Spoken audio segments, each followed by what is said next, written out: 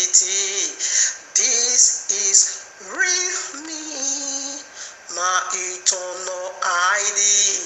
This is who I am. Yahudef Yazrael from the royal tribe. This is who I am. Now be Yahudef Yazrael is not a religion. No. Is not a denomination. No. Is not a title. No. But eternal nationality.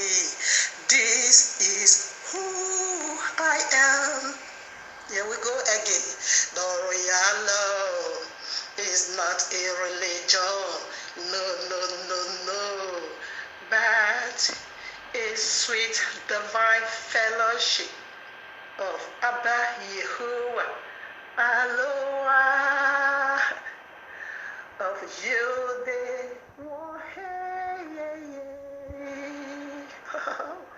of I am that I am. This is who I am, to the glory of Yah. This is who I am. Here we go again.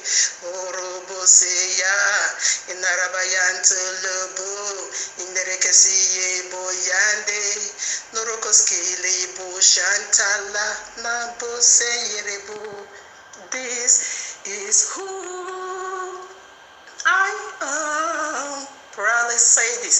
This is who I am. Now the rise of Yazrael. Norobo Shanta, Naribo Yando, the elect, the Ya elect, Horobo Sikayabo, Narabayanta Labe, Norokosike Yabo, the very elect of Ya, Nashanta Labo. We are made for signs and for wonders. We are made for signs and wonders. In Robosekeya, Narabayanto Boseke, Nerekoshinta Labe, Nerekosinto Labe, Narakayanto Labe. Hear me one more time. This is who I am. Nereboseya, Inerebo. Yeah, oh, this is who I am. Moroboseya, Nereboseya, Inerebose. Hey, Masundia, Yereboseya, Mama Soye, Nereboseya, oh, yeah, Noroboseya, Nerebosheya, Mahanta Labekia, Narabo, oh, here. This is who I am.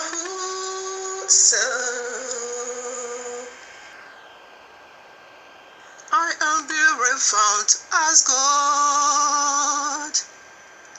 I am being tried as God.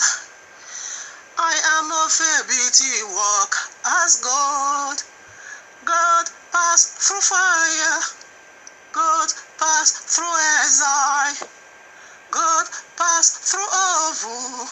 I am being purified as God. I am being tried as God.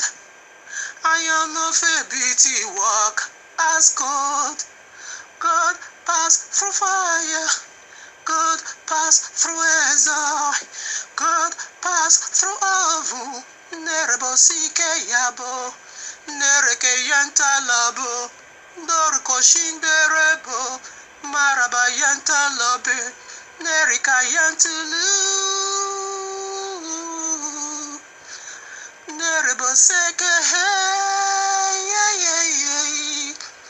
mashanda labu, nereke shintarabe, naraba yanta rebo, nereke sunne hey,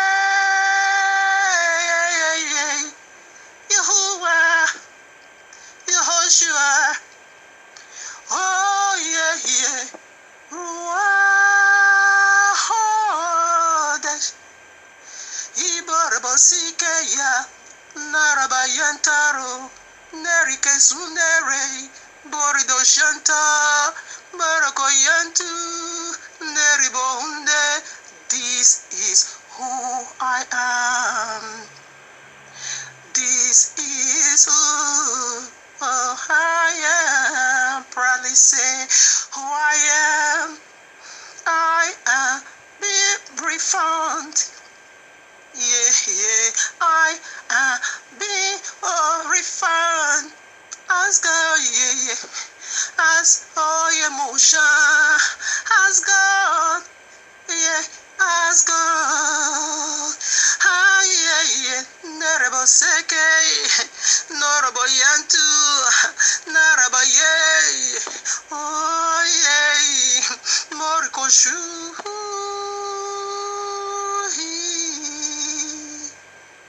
My faith is so pure now as God. My faith is so wonderful now as God. Yeah. My faith so lovely now as God. Yeah. My faith so costly now as God. My faith so precious now as God. God passed through fire. God passed through exile. God passed through oven. I am of a beating work as God. Yerebo seke ye, marabo yantu, nerebo hi, neribo shanta ye, mariko labaye, hey.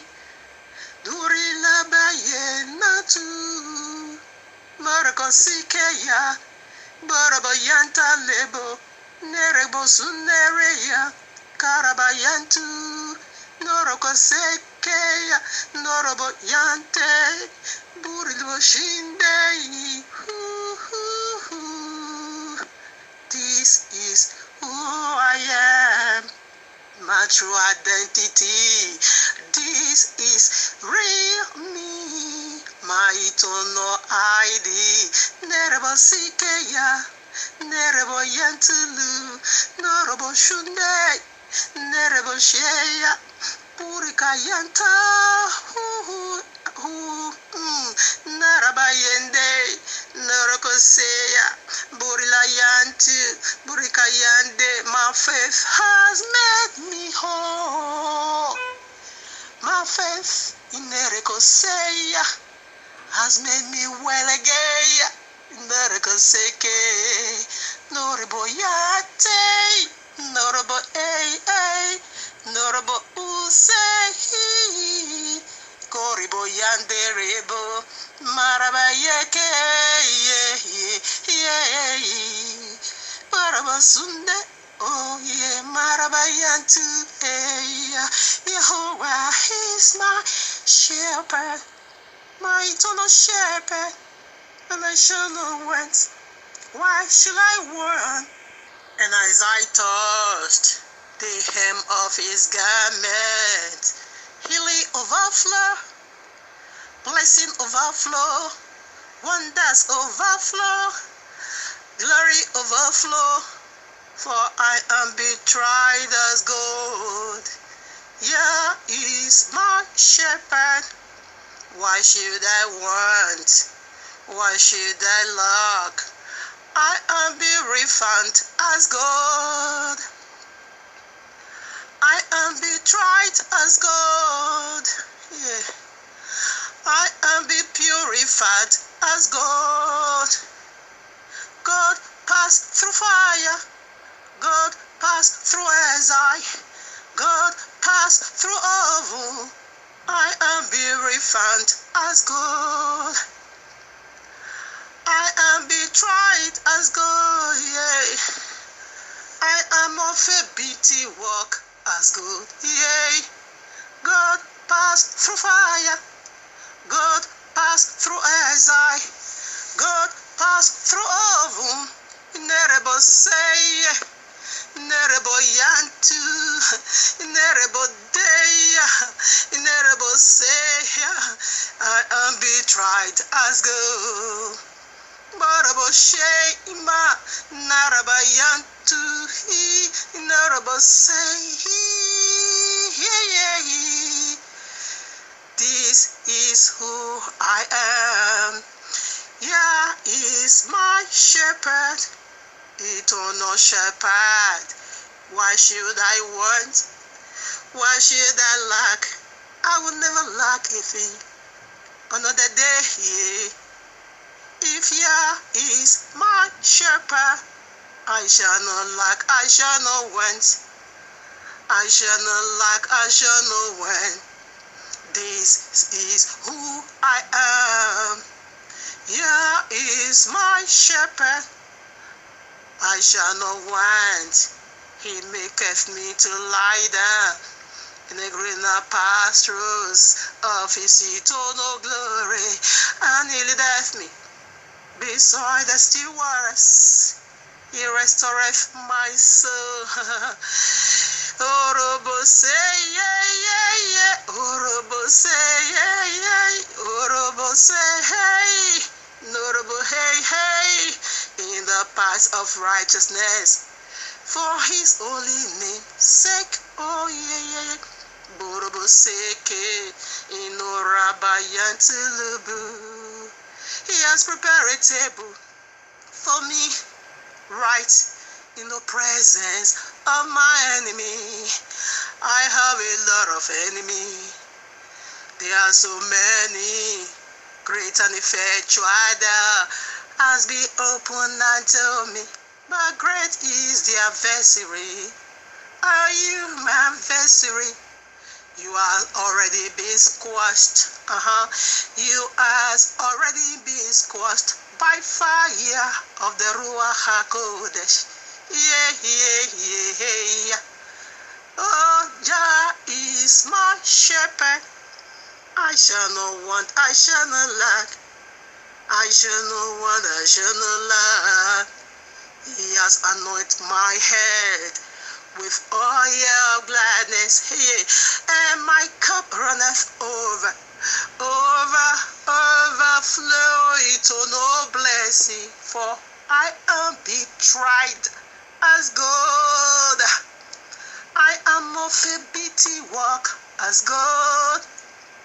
I am be refined as God, yeah. As God, I am of a beatty walk. God passed through fire. God passed through Ezra. God passed through oven. I am be refined as God. Yeah.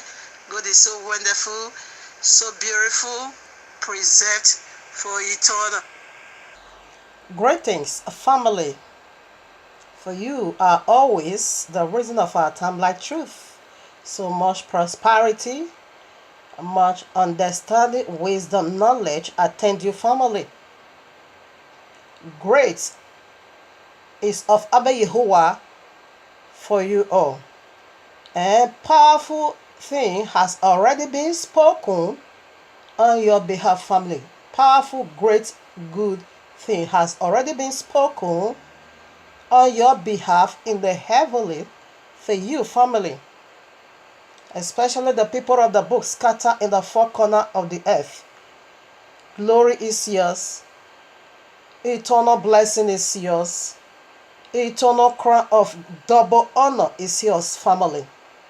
Greetings from Abba Yehovah to all of us all. Like I promised that I'm going to be doing the part 3 of this very message Abba Yehovah has already titled for you and me last Shabbat.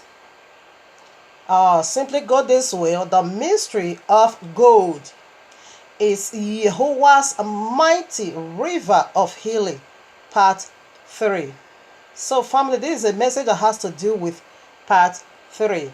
In case I share this in the news field and you come in contact with this and you haven't listened to part 1, neither part 2, family, kindly return back to the part 1. This is a message that has to do with part 3.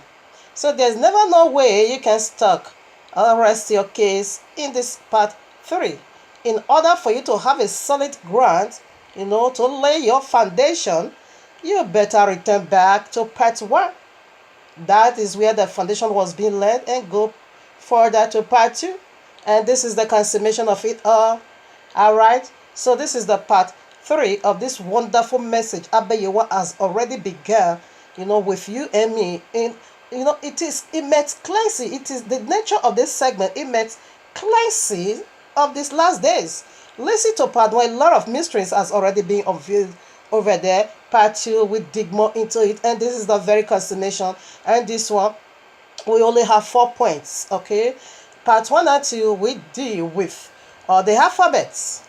Like you know already, if you are a constant follower, you know already the mystery Abba Yehovah is digging out in these last days through his vessel or through his handmaid. Okay? That we are teaching alphabet by alphabet. Like this very word called gold. It's only 4 alphabets, isn't it? G. What did it go for? G now simply go for glorious garden of Eden. A lot of mystery was, when you go to Bereshit chapter 2, Genesis 2, take it from now way down to 14, the very first land where the very first river spread into, it is a land of gold. That the land of that gold was good. Saith Yehovah. God is not evil. Deeper life, pack off. God is not evil, because Abba Yehovah said this is another way the blasphemed is tabernacle. Revelation 13:6.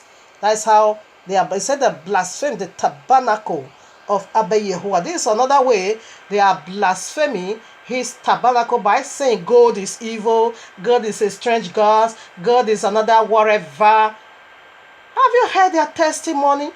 All right now. So that is the first alphabet. And the second alphabet, what you also, for this first alphabet that simply goes for what? Glorious Garden of Eden. You're not going to only find gold over there. You're going to find diamond, costly, rubies, onyx. Very, very expensive gems is over there. That land is full of diamond and gold. Speaking of Revelation 21, bring it back now, the New Jerusalem, that the tithes alone is of pure gold. That's what I want to look into now in the points Abba Yehovah brings out. Okay, so the second letter, what did it go for? Simply go for O. And what is that for? Simply go for ornament. Ornament, oil of gladness. Ornament, oil of gladness. Have you been there? This is the time of cleansing, and this is the time for the oil of gladness to be poured upon the bride of Yehoshua's head. Listen to part 119 in order for you to understand what we are saying over here. Then the very third letter, what did it go for? Is it L? Yes, it is L. What did that go for? Landlord is the land. Yehoshua created it all. He holds the land. All right. That is the mystery Abba Yehovah. It is awesome, and it is in fact unspeakable. Now, what did they go for? The very last alphabet. What did it go for? It simply go for diamond dwelling of Abba Yehovah. Oh, Raboshan, did you get that? This is it. Diamond dwelling of Abba Yehovah. In his heaven, it speaks of diamond. His sapphire throne is diamond. His own throne is diamond. And all the ties are pure gold. We have golden altar, the 24 elders, golden crown. Even Yahushua himself have one, a golden girdle. Even in the heavens, we have golden menorah, golden candle. Oribo Shanda Baboseke, Marabayantuloboseke. Go to Revelation 21 and understand how Abiyawa garnished the new earth with that kind of precious stones. He said the ties, they are of pure gold. Woe unto you that is calling gold evil. Woe unto you that said God is a strange God. Woe unto you that said God is the property of the devil. Woe unto you.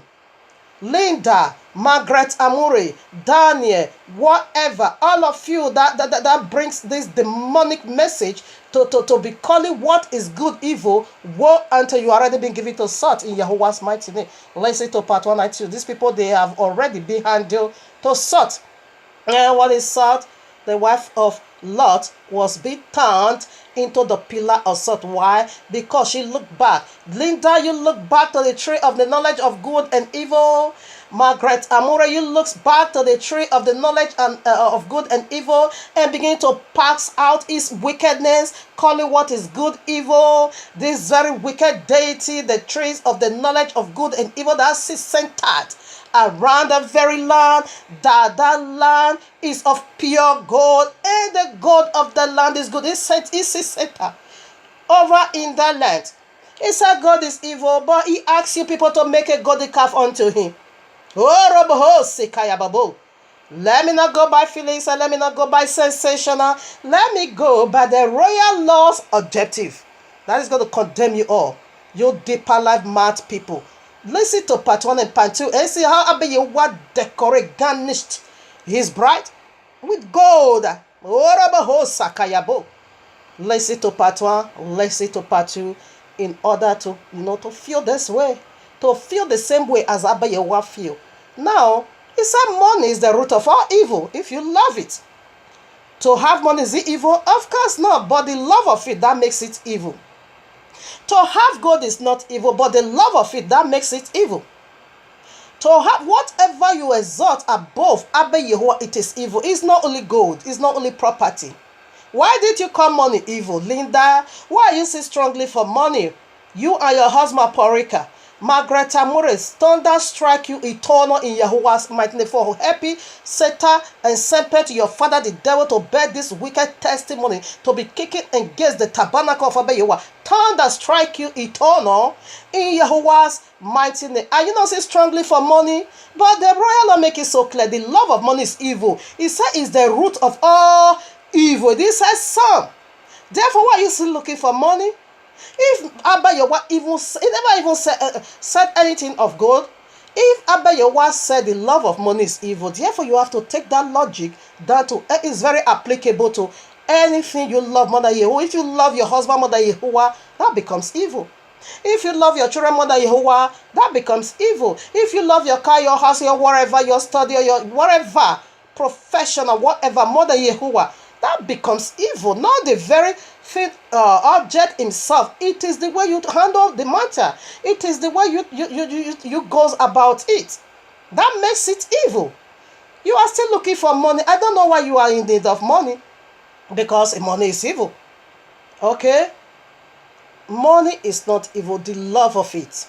God is not evil. The love of it. Whatever. To be having, rich is not evil. But the love of it, that makes it evil. Wicked animal from the pit of hell. Now let's get started with point 1. All right, now family, so let's get started with point 1. How did it go?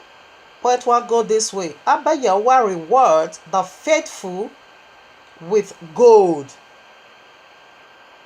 Like we unveiled in part 1 and 2, how does gold, purify? In fact, inside of you, there is a blood also called plasma. Can I put it for you?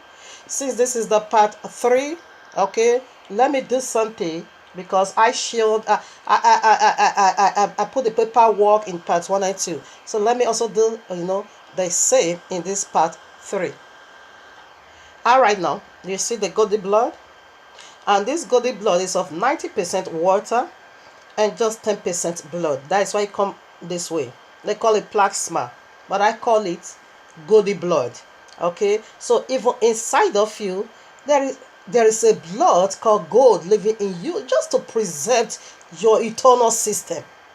But those that blaspheme, as the serpent blasphemed Abba Yehovah, that God is going to turn judgment on them. It's going to become evil, just as they said it is evil for them. It can preserve it. Okay, it goes this way. In another way, it's going to preserve them for eternal destruction. This lives in you, and it plays a huge part inside of you. Plasma blood contains, in fact, is the largest blood volume in you. This very golden blood occupied 55% blood in you, while the white blood cell goes about 10% in you, and while the red blood goes about 45% in you. So the plasma blood that I called golden blood has a huge part in you playing to balance your pH. It have a lot of, in fact, functioning in you. Do you think this is coincidence? You don't think, because we are Abba Yehovah's property. He need to, garnish us just the way he wants it. We know color speaks about, different character. The white have his own character, the blue does, the purple, the red, the yellow, the green. Every single color has a different character of Abba Yehovah. Why are you not saying God is evil, whereby this same God is inside of you? You are not coming into the new Jerusalem. Now that you won't be having a part in the new earth. Why? Because the tithes of the new earth is of pure gold. You are not coming in since it's evil. You are not coming in. You are going to the eternal link of anyway, ready. Fire is also good. Yes, it's going to turn fire on you. Fire also have a color of gold. It's going to turn judgment on you, because it said you must be of a beaten work as gold. Your faith must be tried as gold. You must be purified just as gold. You know the process gold passed through. Okay, do that common simple research for yourself. So in other words, that golden blood inside of you, you filthy, rotten stick, Jesus people, is going to turn eternal judgment. That is the fire, gold color. Eternal. Shandayaba. Woe unto you that will call evil good evil. So right now, let's, I just want to show it to you. This is in every living soul. You that said good is evil. Therefore, you have to drill out this, golden blood in you. Drill it out and don't let it function in you.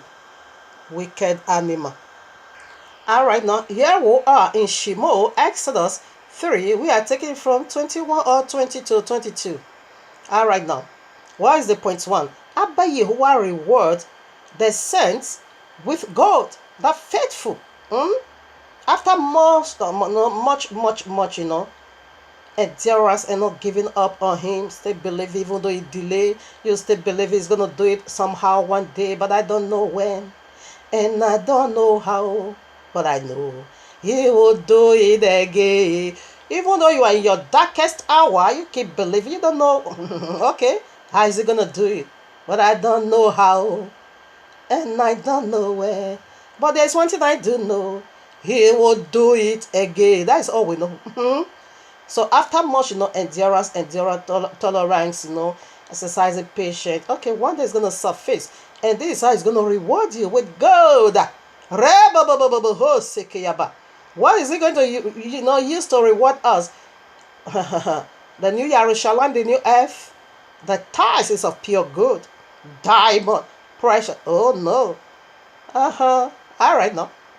I read from 20. And I will stretch out my hand and smite Egypt with all my wonders, which I will do in the midst thereof, and after that he will let you go. And I will give these people favor in the sight of the Egyptians, and it shall come to pass that where ye go, ye shall not go empty-handed. God preserved. Okay? 22. But every woman shall borrow of her neighbor, and of her that sojourneth in her house jewelries of silver, and jewelries of gold, and raiment, and ye shall put them upon your sons, and upon your daughters, and ye shall spoil the Egyptians. Do you see how after 400 years or 430 years, because the slavery, the country start from that of Yusuf. Yusuf was in Egypt, 30 whole year, years, in prison, in slavery, serving for what he knew nothing about. He has to serve enemy for a whole 30 good years as a slave. All right now. So the counting process begins from Yusuf. So right now, how many years did our forefathers spend in Egypt?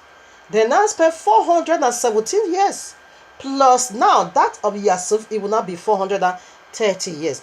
They at the very end of 430 years minus 13, they are going to be spending 470 years, including now that of Yusuf. Okay, now it will not be 430 years, because from Yusuf the slavery starts counting.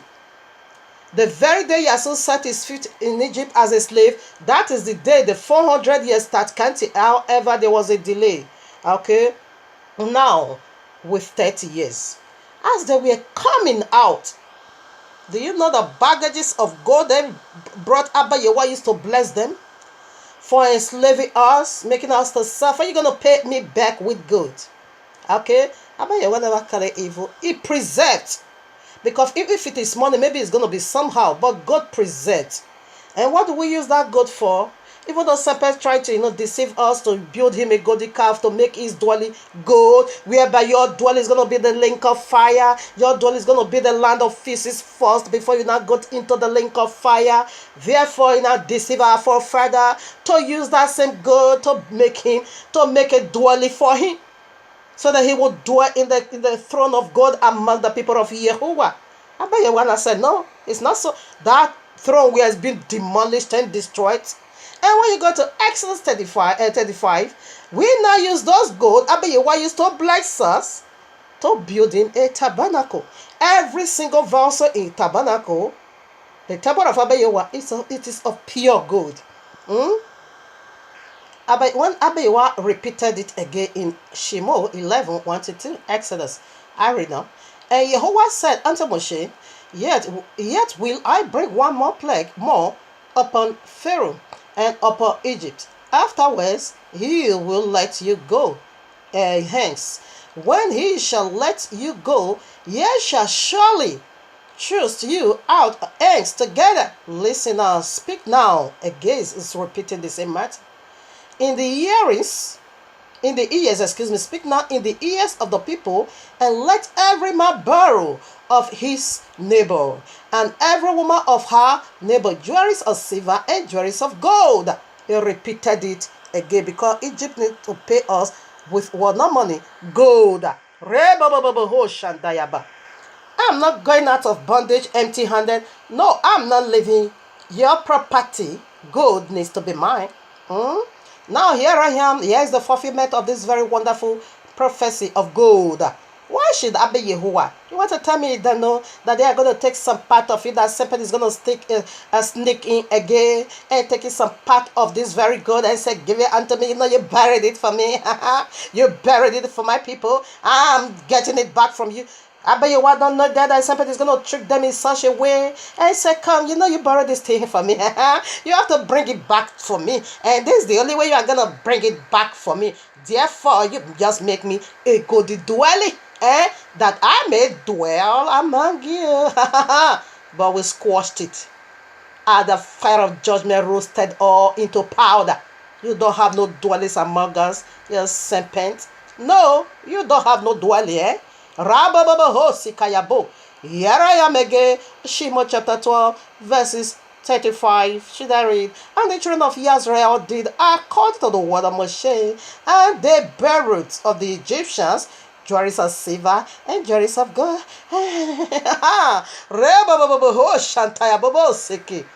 You want to dare my father? He rewarded us with good. Here is the music director. the very, leader of the tribe of Yehudi, the very one Abba you wanna give the Seta unto, because Seta was once the music director. But they lost it. Abba you wanna give it now to the tribe of Yehuda. We not took his seat. And King David is our, praise leader. And in writing of a song unto Abba Yehuwa, that which he has done for our forefather, as a kind of thanksgiving and praise and worship unto Abba Yehuwa for blessing our forefather with gold. Here I am, Teheli, 105:37, the one you can sing. I read. He brought them forth also with silver and gold, and there was not one feeble person among their tribes. Did you get that? This is what, after much suffering, Abba Yehuwa will reward you for something not that preserved for eternal. Okay? He didn't reward them with money, no, gold. And silver, let me not also forget that. Silver or white gold. We proceed. Alright now. So what you need to do, I'm giving you also a homework to do. It will be better we do it together. Okay? So right now you can read 1 King chapter 10, your quiet time, and see what happened over there. The cup King Solomon was using, it was of pure gold. This is how Abba Yehuwa, build his kingdom for him. Okay? Even his seat, everything. That when Queen Sheba comes, when she came into the kingdom and see all the functioning, he said there was no spirit left in her. That is what the royal law said. Because Abba Yehuwa said in chapter 3, King Solomon never asked for gold, he never asked for wealth, he never asked for any of this. Abba Yehuwa said, you don't even ask me to kill your enemy. Only wisdom to do my job. Therefore, even those things you did not ask of me, I'm going to give it unto you. So this was how Abba Yehuwa prospering powerfully, that every nations of the world begin to trip in and just be giving him present of gold. And it says silver now become like a sand. They not consider silver as something that is not a thing that is not important at all. Every vessel of this man was of pure gold. Why? Because in his earlier age, he started so wonderfully and so faithfully until Abba Yehuwa. He only asked for a wisdom to govern his people. He never asked for property. He never asked for, kill my enemy or do this or prosper me. Just give me wisdom to do your will.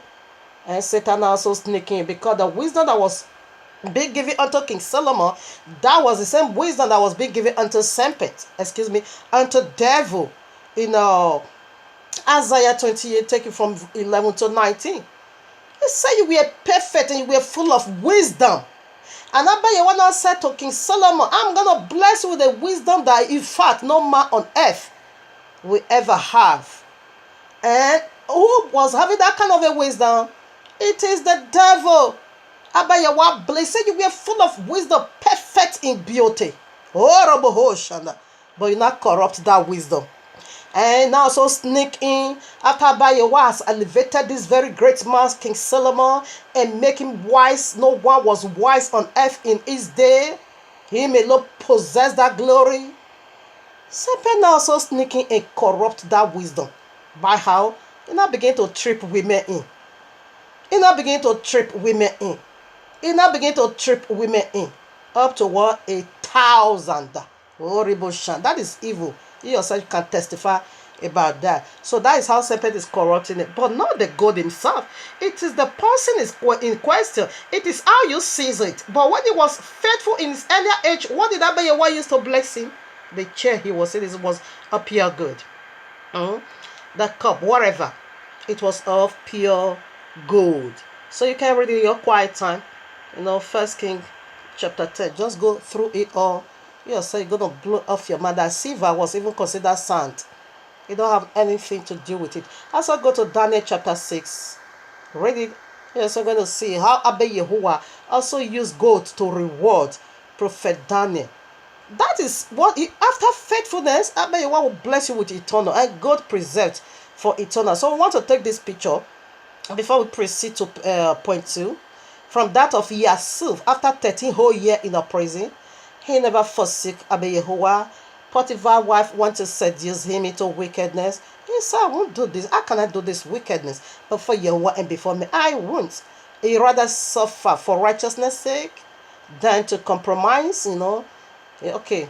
After all and all, let's see what Abayewa also used to bless him. He was also having a golden throne. Every vessel.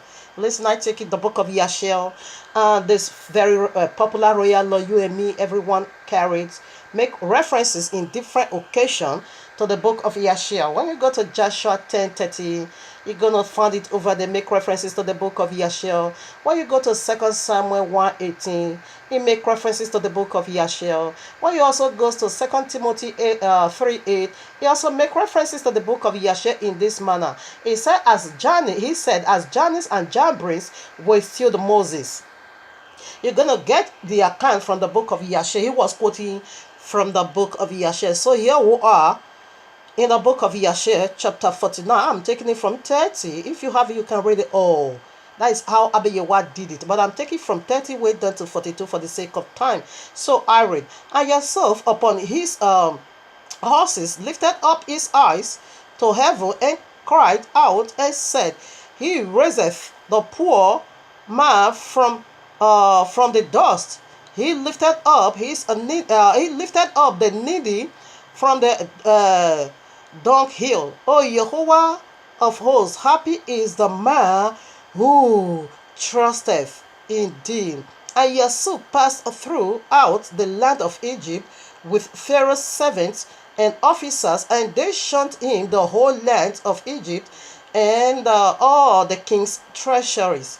And Yasuf returned and came on that day before Pharaoh, and the king gave unto Yasuf a possession in the land of Egypt, a possession of fields, okay, and vineyards, okay. And the king gave unto Yasuf 3,000 talents of silver, and 1,000 talents of gold, and onyx stones, and bdellium, and many gifts. When you go to Genesis 2, you're going to find all these things, just as you found it in Genesis 2, 9 to 14, you also are going to find it in Revelation 21. And it's how he rewarded 1,000 talents of gold, 3,000 talents of silver or white gold. And onyx is uncountable, that is precious stones. All right now. 33. On the next day, the king commanded all the people of Egypt to bring unto Yasuf offerings and gifts, that he that violates the commandment of the king should die. If you are not bringing gold, silver, precious stone as a gift unto Yasuf, the very one Abayewa elevated after much suffering the prison, be dead sight by his family, you'll be put to death. That is one law, one protocol of the king, and all of them did. It is the doings of Abayewa. All right, this is how he rewarded us. You're going to see me when I decked with gold. You're going to get out of my way. The intimidation of my gold, you can stand it. Because you said it's evil. Animal. 34. All right now. Okay, 33, I think so, yeah. And okay, and on the next day, the king commanded people of Egypt to bring unto Yasuf offering and gift. And he that violate the commandment of the king should die. And they make a high place in the streets of the city, and they spread out garments there, and whatsoever brought anything to Yasuf put it into the high places. This is national blessing. This is how Abayewa did it. Pharaoh, your own is too small. The whole Egypt, you must come and lay down your gold for my son, because you just suffered him. You make him to suffer for a whole 30 years. All right, now you're going to pay with your gold and your silver and your diamond. All right, now 34. And all the people of Egypt cast something into the high place, one man a golden earring, and the other golden ring, and the other and the other golden vessel, and different vessels of gold and silver work, and onyx stones, and bdellium did he cast upon the high place. everyone gave something of what he possessed. This is how we also plundered them again. We did it again. Okay, this is the first time. And Abayawala did it again. Or you brought us into slavery, therefore you're going to pay with your property. As our forefather was also living, the Abayawa did it again in another form, okay? All right, now let's keep going on. 35. And Yusuf took all these and placed them in his treasuries, and all the officers and nobles belonging to the king exhorted Yusuf, and they gave him many gifts, seeing that the king had chosen him to be his second. And the king sent to, all right, now that is a virgin. With that already in part 2. That is virgin, giving me virgin. All right, now. Okay. 38 now. And Yusuf was 30 years old when he stood before Pharaoh, and Yusuf went out from before the king and became the king's second in Egypt. And the king gave Yusuf 100 servants, that is husband, to attend him in his house. And Yusuf also sent and purchased many servants, and they remained in the house of Yusuf. Yusuf then built for himself a very magnificent house, like unto the houses of the kings, before the court of the king's palace. And he made in the house, and he made in the house a large temple, very elegant in appearance, and convenient for his resident. 3 years was Yusuf in erecting his house. And Yusuf made unto himself a very large throne of abundance of gold. His throne was pure gold, abundance of gold and silver, and he covered it with onyx stones and beryl.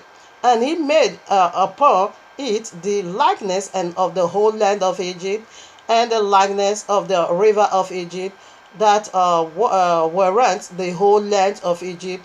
And Yusuf sat securely upon his throne in his house, and Yahuwah increased Yusuf wisdom. Did you get that? He increases his wisdom. And all the inhabitants of Egypt and Pharaoh's servants and his princes loved Yusuf exceedingly. For this thing were from Yahuwah to Yusuf. Did you get that? All right, now we are done with point 1. We proceed now to point 2. All right, now, so we go for point 2. How does that also work? Point 2 going this way. Heavenly golden altar is where our prayers, worship, praise are sent or being stored. In every human here, I can say every human, or not at all. That is every believer or all the saints over here on earth. In the golden altar, there is a golden cup or a golden bowl where your prayer is being stored.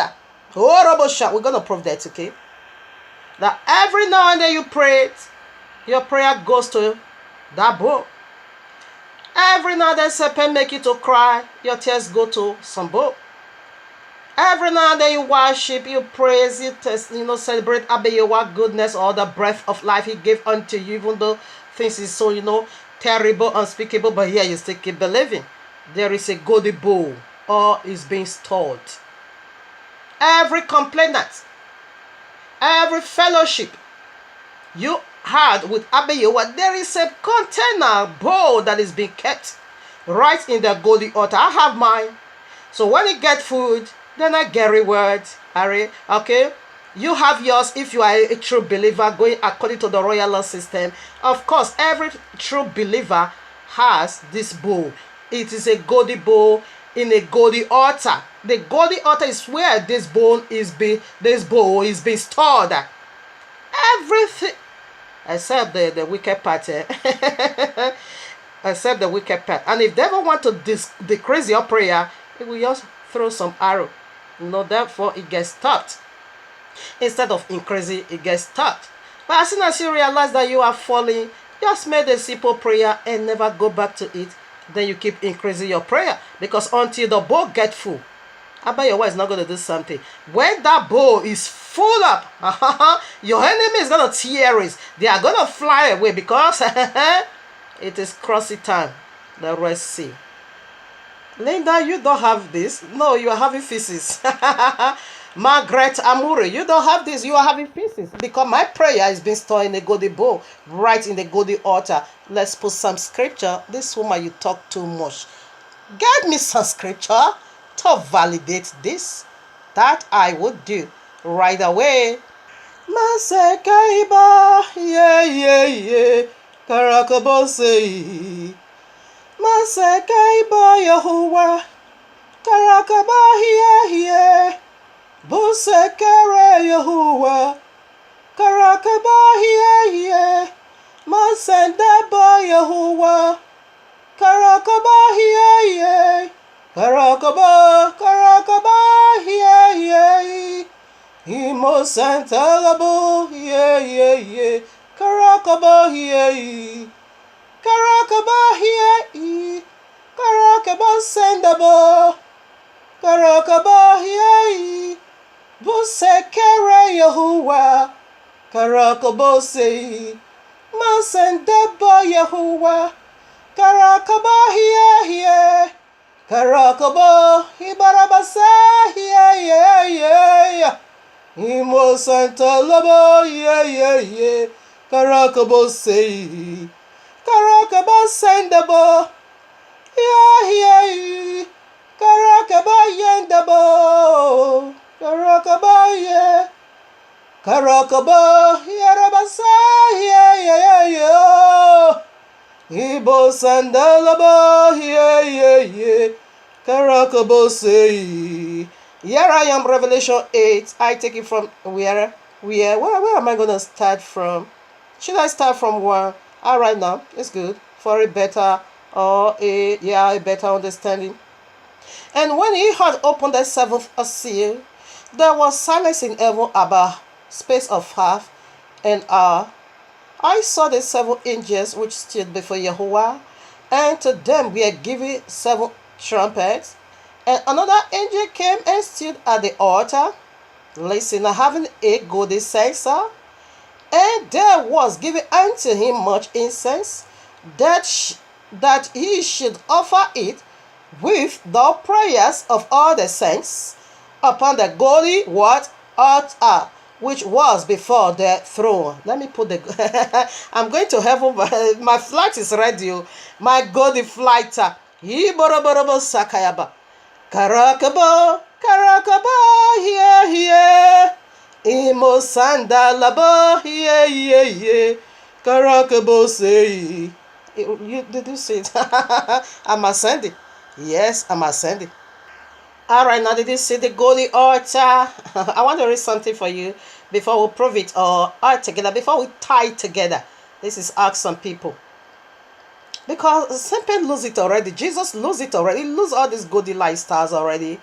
So that is why he's trying to condemn it. You won't be doing a thing like that, because there are smart people here on earth. We're going to cut you red-handed like I caught. What really hurts me more? For me, I make my message when I say that Abba Yehowa have a wife, and Abba Yehowa sex originated from Abba Yehowa. I makes it open.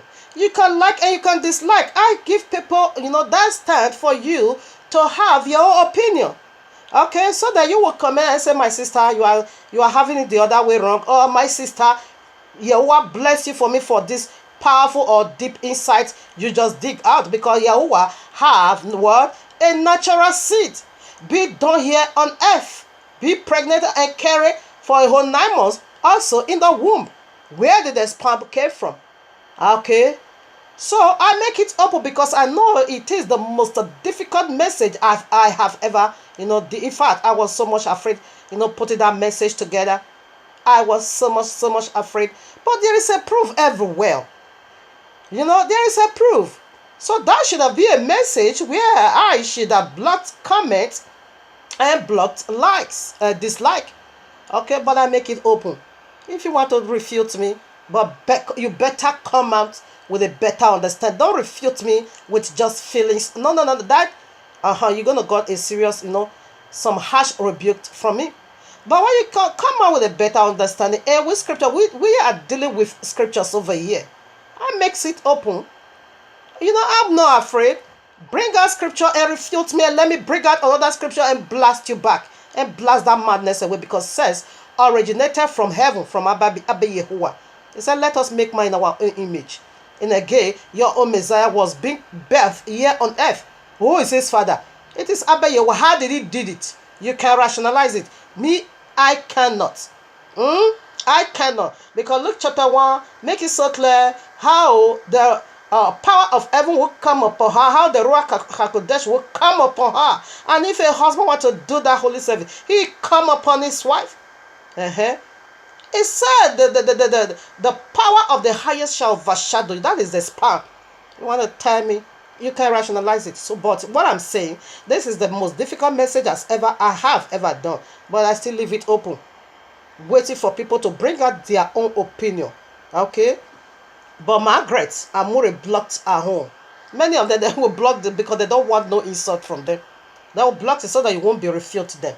That one will, because our was so pronounced. It's even like Linda, it's so pronounced that these people, they are liars. She blocked it.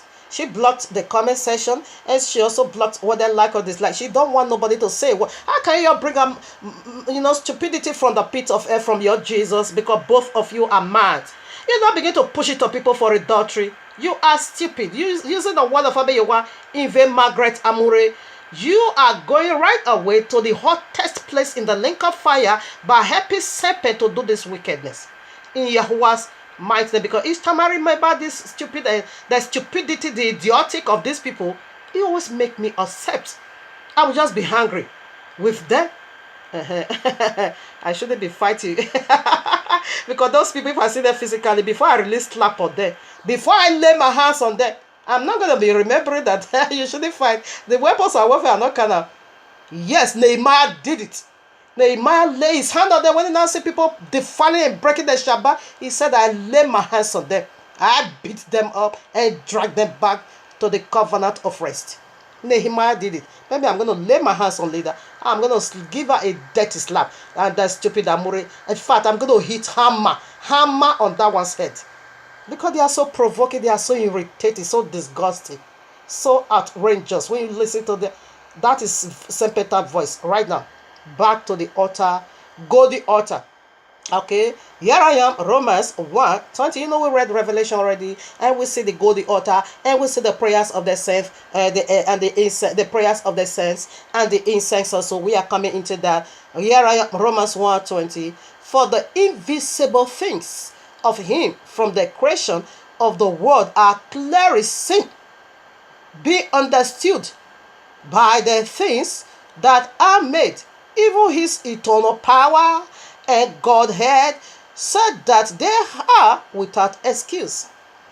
If you want to unveil the very invisible, use this one to unveil it. It said you must understand the invisible things through the visible. Can I take it again? I love this scripture, sir. Romans 1:20, it said, for the invisible things of him from the creation of the world are clearly seen. How? Be understood by the things that are made. For you to get the logic in heaven, what is going on over there? Therefore, look at the things that is over here. What we do here, they do over there. And only for iniquity sides, you can find out the iniquity, the violence, the lying, the deceiver, and robbery, pollution and perversion. That is what is being exempted. When you not take all this wickedness out of it, exactly what is going on over here, that's what is going on over there. Okay? It's another life. Don't look at heaven like it's something like that of a monster. No, it's a home, just as here is. The same over there. The visible ones needs to speak to you. The invisible needs to be unveiled unto you through the visible. So we see the golden order already in heaven. And we also have this same golden altar here on earth. It is called the altar of incense. Like we see that angel, it is Yahushua HaMashiach. Okay. Now, much incense was being given unto him. What is incense? Come, each time you pray, each time you worship, each time you thank Abba Yehovah, each time you praise him. In this golden altar is so large, even larger than this whole world. Every sense of Abba Yehovah, true believer, have a golden bowl. That is where your prayer is being stored. That is where your worship is being stored. That is where your tears as well is being stored. Now, when it's food, Abba Yehovah will reward you. It will deal severely with your enemy. So right now, let's go now. I want to read here for your hearing. What is going on in the altar of incense? So now you can read for a better clarity. Read all Exodus 30. Okay, I'm only picking up just one verse to prove my points. Okay, verses 8, 30 verses 8. And when Aaron lighteth the lamps at even, he shall burn incense upon it, a perpetual incense before Yehovah throughout your generation. Did you get that? Yeah, let me take verse 9. Ye shall offer no strange incense thereon. What is strange incense? Pray in the name of Jesus. It is strange incense. It can't ascend. Your prayers needs to, for your prayer to be ascended right to this altar of gold, where every single prayer of the saints is being stored up for when it's filled for a reward. You need to do it according to the will of Abba Yehovah. Acts of Apostles 4:12 said, only one name under this heaven is given. He said there is no salvation in any other, but one name, only just one name under this heaven is being given unto you, whereby you must be saved. No names, but just one singular. Just one singular. John 5:43, Yahushua said, I come in my Father's name. You received me not, you rejected me, but another is going to come in his own name. Him you will receive. The letter J that gave you Jesus isn't yet 400 years old at all. When you also go to that Acts of Apostles chapter 4, that is where the Pharisees, the very Babylonians that came and mingle with us, the unholy seed that mingle with the holy seed, they were the one who gave tough time unto Yehoshua. They now said they should not speak nor teach at all in the name of Yahushua. Yahushua said, I come in my Father's name. What is his Father's name? It is Yahuwah. You can prove that in Exodus 3:13-15. I am that I am. This is my memorial name for all generation eternal. I am that I am. That is Yahuwah. Or Yud-He Wah-He, or Yud-He Wah-He. This is his name, eternal. Ayah Owe Yehi. Yud-He Wah-He is the abbreviation or the tetragrammaton. And Yahuwah, that is I am that I am. Like, okay, yeah, I am that I am. I said already. So Yahushua said, I come in my Father's name. Everyone carry his or her own father's name. Only bastards don't do that. For you to be taking the name of Jesus, you are a bastard. Because Jesus is not, is a bastard. Doesn't have a father, neither mother. Is a bastard. Yahushua, our Messiah, have a father. His father's name is Yahuwah. And why his own name is Yahushua? And what Yahushua means? I am that I am is our salvation. He got to name. The other one also got as similar as the same. Emmanuel. And what is it? Emmanuel. Emmanuel simply goes that Elohim is with us. There are two in one. Name is the same. Emmanuel. You better call Emmanuel. If you say Yahushua have anything, Paul, you have problem with Yahushua, you better also call Emmanuel. Emmanuel is another name, but they both are just one meaning. If Yahuwah is with you, is to deliver you. And I am that I am or Yahushua simply means I am that I am is our salvation. Emmanuel simply means Elohim is with us. When Elohim is with you, that is your salvation. He will deliver you from every wickedness of the wicked ones. He will set you free from every arrows of the wicked ones. He is right there to deliver, to give you salvation. So they both name still mean one. So if you say Yahushua, that one you don't understand it. Okay, go by Emmanuel. You don't see Emmanuel in your royal law? Of course you do. Why call it Jesus? Jesus is in the name, is the mark of the beast. When you pray with the name of Jesus, prayer is not ascending, rather it's descending to the bottomless pit. And as it is descending, you are descending. For your prayer to ascend into this very golden altar right in heaven, prayer goes to heaven. Or maybe yours, it can go to the bottomless pit. The name of Jesus, Allah, the prayer is descending. Only whether Emmanuel or Yahushua is the same. You can go back, it's the same, okay? When you pray in his name, he has sent up right away to this golden altar in heaven when it's being stored. When the cup or the bowl is filled, your enemy packed off. Okay? So should I take now again? Ye shall offer no stranger incense thereon. Because this altar, it can't take no Jesus. It can't take no Allah. Jesus Christ is from the pit of hell. When you pray in that name, your prayer is descending to the pit of hell. No meat offering. This is not time for meat. Neither shall ye pour drink offering there. When you are praying, are you eating food? Are you drinking something? No. When you are praying, you focus. Let your heart be telling you this is the place your prayer is going, or your prayer is almost full. That is divine communication. That is holy royal communication.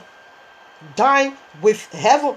Okay, in this golden altar. We read it already, saw that in Revelation. Let's put some more to get that madness of Jesus off you. Except you are being given to such, and we can deny it by that.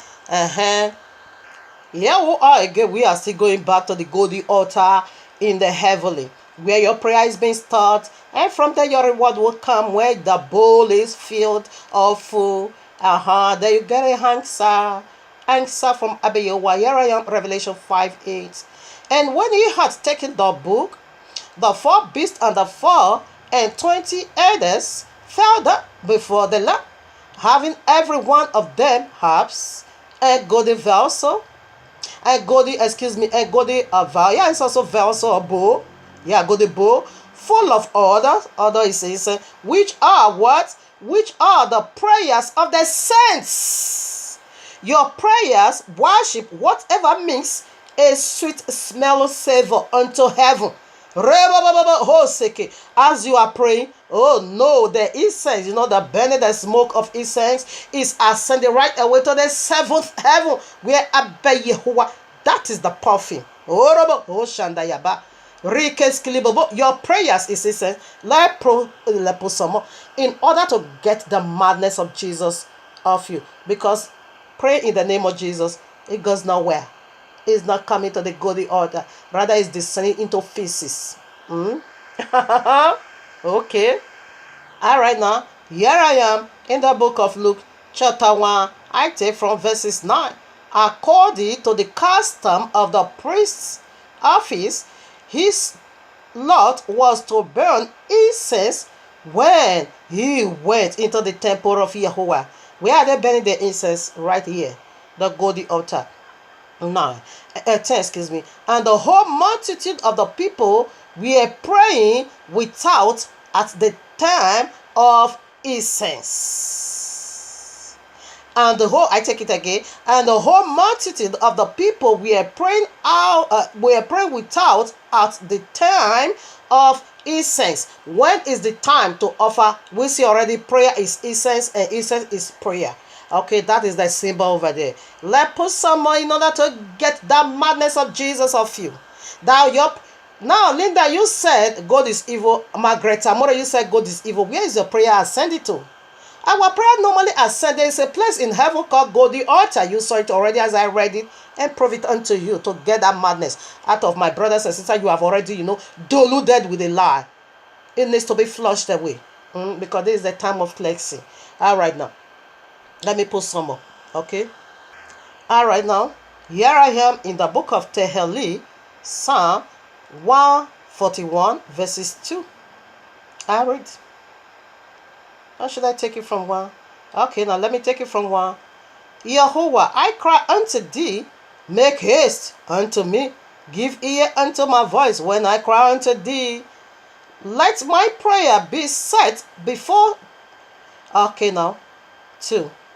Let my prayer be set forth before thee as incense, and the lifting up of my hands as the evening sacrifice.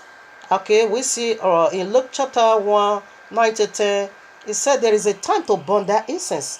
There is a time of burning the incense unto heaven. Okay, there's what King David is saying over here. So let's check out what that time is, or let's put some more in order to get that madness of Jesus of you. Here I am, Tehillim 55, verses 17. Listen now. Even and morning and at noon will I pray and cry aloud, and he shall hear my voice. So now we see when the prayer needs to be ascended. Even, morning, and noon. What time? I'm going to give that to you in order to get the madness of Jesus off you. Okay? They rationalize the whole thing. No morning devotion, not even the devotion. They rationalize the whole thing. Even the apostles were still doing it. Even Yahushua was still doing it. Wicked animal. Here I am. Numbers 7:68. 1 golden spoon of 10 shekel full of incense. This is how your prayer is being mentioned. Like I said already, everyone have a golden bowl. Right in this golden altar, your name is be written over there. Every situation, as you cried, the tears dropped, as you pray, the prayer descend. Whatever worship, only iniquity paths. In order for Jesus to stop it, in order for something to stop it, in order for the wickedness of the wicked one to stop it, for your prayer not keep ascending, that would throw sin at your side. Then it stopped. But as soon as you come back to your senses and dust it out of you and keep on moving, then it keep ascending again. When it stops, rather you are going to be descending. But as soon as you don't dwell in iniquity, you don't take things, lifestyle, sin as your lifestyle, you don't glory in wickedness. As soon as you fall into mess, you dust off your body and say, Father, I'm sorry that I fall into this mess. Go and sin no more. Go and do it no more. Therefore, your prayer keep ascending again. The business keep, renew again. That is how it works. That is why he said, walk out your own salvation in trembling and fear. Every now and then we keep working it out. But when that bowl, golden bowl, is filled with prayer of incense, I bet you want to say your prayer is incense. It means incense to him. You see now, 1 golden a spoon of 10 shekel is being weighed. Your prayer is being weighed, full of incense. Incense is your prayer.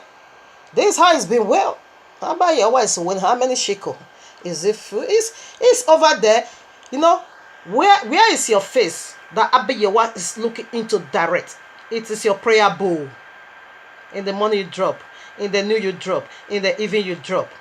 It's your prayer bowl. And as you are doing it, it's going up, it's ascending. But when the very moment and second he get filled, enemy packed off.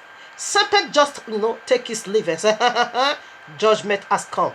We see, I'm going back there because when your bowl is full, Yahushua will get your bowl and take it now unto Abiyahu. We say he will not ascend from his hand straight away to Yehovah. Coming back, it is to pour it upon the earth. And your enemy is doomed. And your enemy, he is destroyed. They are shattered. They can never be able to couple up anymore. That is why we get breakthrough. That brings about breakthrough. Okay? Rebo saisayabo seke. Let's get that madness of Jesus off you. Through this segment. It is the nature of this, message. To get out the madness of Jesus off you. Who is creating confusion everywhere. Say God is evil in order for your prayer not to answer to your godly bow. And your godly altar. Your name is be written gold in your godly bow prayer. What are you doing?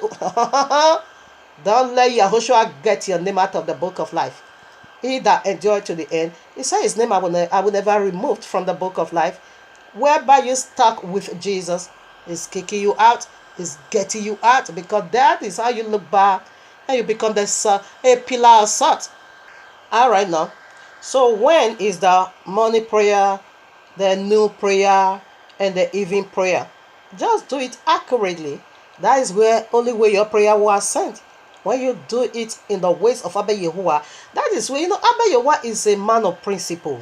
This is how I want my house to be run. He's the owner of the house. This is how I want my business to be run in heaven, here on earth as well. Just do it in his own way. That is where you get reward. And we see how he rewarded the faithful ones.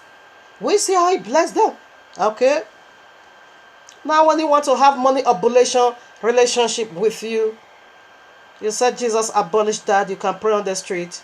You can sing on the street. You can pray. It doesn't matter. But there is the very one that is obligated unto you. This one is an obligation for every believer. You can pray anytime, but there is the one that is a mandatory from heaven unto. That is the set appointment time. Jesus just came to rationalize the whole thing in our hand. Judgment is right here. Acts of Apostles chapter 3, verses 1. Now Kepha and Yehukanah went up together into the temple at the hour of prayer, being the 9th hour. What did that go for? The 9th hour. There in the Gentile world will not be 3 in the afternoon or 3 in the evening. That is the last evening. That is the evening oblation. 9 o'clock, 3 o'clock in the noon. That is when the Lamb of heaven was being killed. He did it according to the royal law system of functioning. He came not to destroy but to fulfill. That is the set time of his Father. In the evening, in the noon, in the morning and in the noon. There's also one in the afternoon. I think the afternoon one, that is not an obligation. But we see that from the royal king, King David. Okay? He added it. But the royal law really is, institute for you and me, it is morning and evening oblation. Yahushua was being arrested at morning oblation, and he was being sacrificed at evening oblation. Exactly, I'm going to read it unto you how the prayer, the incense needs to be given in the altar, in this golden altar. That is the appointed time of fellowship. Abba Yehoah have his own appointed time of fellowship. It doesn't fall everywhere. Abba Yehoah is an almighty of order. This is the time I want to do this. This is the time I want to do that. He walked by time. Now, he said, prayer. What is prayer? Prayer is incense, burning incense. We see that already. So to burn the evening incense, it is 9th hour of the day. This is how our own is being reckoned. Our own, we don't go by 24 hours of Christianity madness. No. We go by 12 hours of the day, just as Yahushua said. Maybe I'm also going to put that for you. And we go by the 12 hours in the night. The night have 12 hours, while the day also have 12 hours. That is how it's being reckoned. We don't go by the Christendom madness, because Jesus is just here to whitewash the whole thing. Genetically modified system. That is, microwave stuff. We don't have that time. We cook. We are not here to warm what you cook. We cook by ourselves. Go into the kitchen and prepare the ingredients by yourself and cook for yourself. That's what the royal law said. That is how you worked out your own salvation. Do it by yourself. Cook for yourself. Don't want what others cook for you. You goes nowhere. Your prayer ascend nowhere. Rather, it's going to be descending into the pit of hell. And as your prayer is going down, you are going down as well. Miracle Santayabo. Here I am, Acts of Apostle 2 and 15. For these are not drunken, as ye suppose, seeing it is but the third hour of the day. So when would that be? That is the morning oblation, which in Gentile time clock is going to be called 9 o'clock. 9 o'clock in the morning, that is where morning oblation is being offered. That is where the incense is being offered. You see now, when the Ruach HaKodesh came unto them, he came upon them at the morning oblation, at the morning prayer time, where your prayer needs to ascend into this golden altar right in the heavens. It is incense. You burn it in the morning and you burn it in the evening. The evening, it is third at 9 o'clock, which is the 9th hour of the day, which is not in Gentile, so it will not be 3 o'clock. When you also go to Matthew 27, it said at the 9th hour, he gave up the spirit. Yahushua gave up the spirit at the 9th hour of the day. It said from the 6th hour of the day, that is the new, that is the prayer of the new 12 hours of the day. It goes 3 and 3 and 3. But I couldn't verify that 12 hours of the day, but nothing wrong in that. Sometimes I do it, but for morning and evening, I don't joke with it, because it is an appointment time to make, to offer my prayer of incense unto heaven. Oh, Shandayabo. I want that golden bowl to be filled now, in order for my enemy to pack out of my way. Oh, Robo Shandayabo. Here I am. This is the author of life himself speaking. John 11:9. Yahushua answered, are there not 12 hours in the day? If any man walk in the day, he stumbleth not, because he seeth the light of this world. 12 hours in the day. This is how it's being reckoned, okay? So what is the third hour of the day? That is 9 o'clock in the morning. That is when the morning oblation is being set. And when you go, I think I'm also going to read it for a better understanding, in order to get the madness of Jesus off you, the system of Babylon off you. So here I am, Matthew 27:45. Now from the 6th hour there was darkness over all the land unto the 9th hour. So at the 9th hour, he gave us the spirit. Because the 9th hour, that is where the evening sacrifice needs to be offered. And so Abba Yahuwah, he was arrested in the morning oblation. That is the morning oblation. And he was killed in the evening oblation. You see, from the 12th hour, the 12 hours now will not be 12 o'clock in the noon. King David added it, included it unto his own. So he was doing his own 3 times. He do morning oblation, he do afternoon oblation, he do evening oblation, he did it. Okay? But from the royal law functioning, prior to this golden altar, we only see it twice. Incense needs to be burned. And Abba Yahuwah said it is perpetual incense, burning of incense. Okay? How is it going to be perpetual in the new kingdom? That is worship and praise. Okay? It makes incense. Prayer makes incense. That is how you burn your incense unto heaven. All right, now let me still see if I still have a point to put before we proceed now to point 3. So all right, now we are almost done. So you see how it works. In order for your prayer to keep ascending, you can make it all anew right now as you listen to this message. It is the nature of this segment, okay, to put things in order. Okay, now in order for your prayer to ascend, stop the madness of Jesus, because sending prayer in the name of Jesus, it goes nowhere. Read Matthew. I don't know. Why can't someone also sit down and begin to take, ponder, guess at this very, very saying of Yahushua HaMashiach. Matthew 7:21, way down to 23. Many will say that day, we prophesy, we cast out devils, we do many wonders in your name. Yahushua said, no way. No, I never knew you. I never have no divine fellowship at all with you. I never knew you. Your name was never ever written in the golden altar. I never had no fellowship. I never knew you. What is new? Adam knew his wife. She now became pregnant.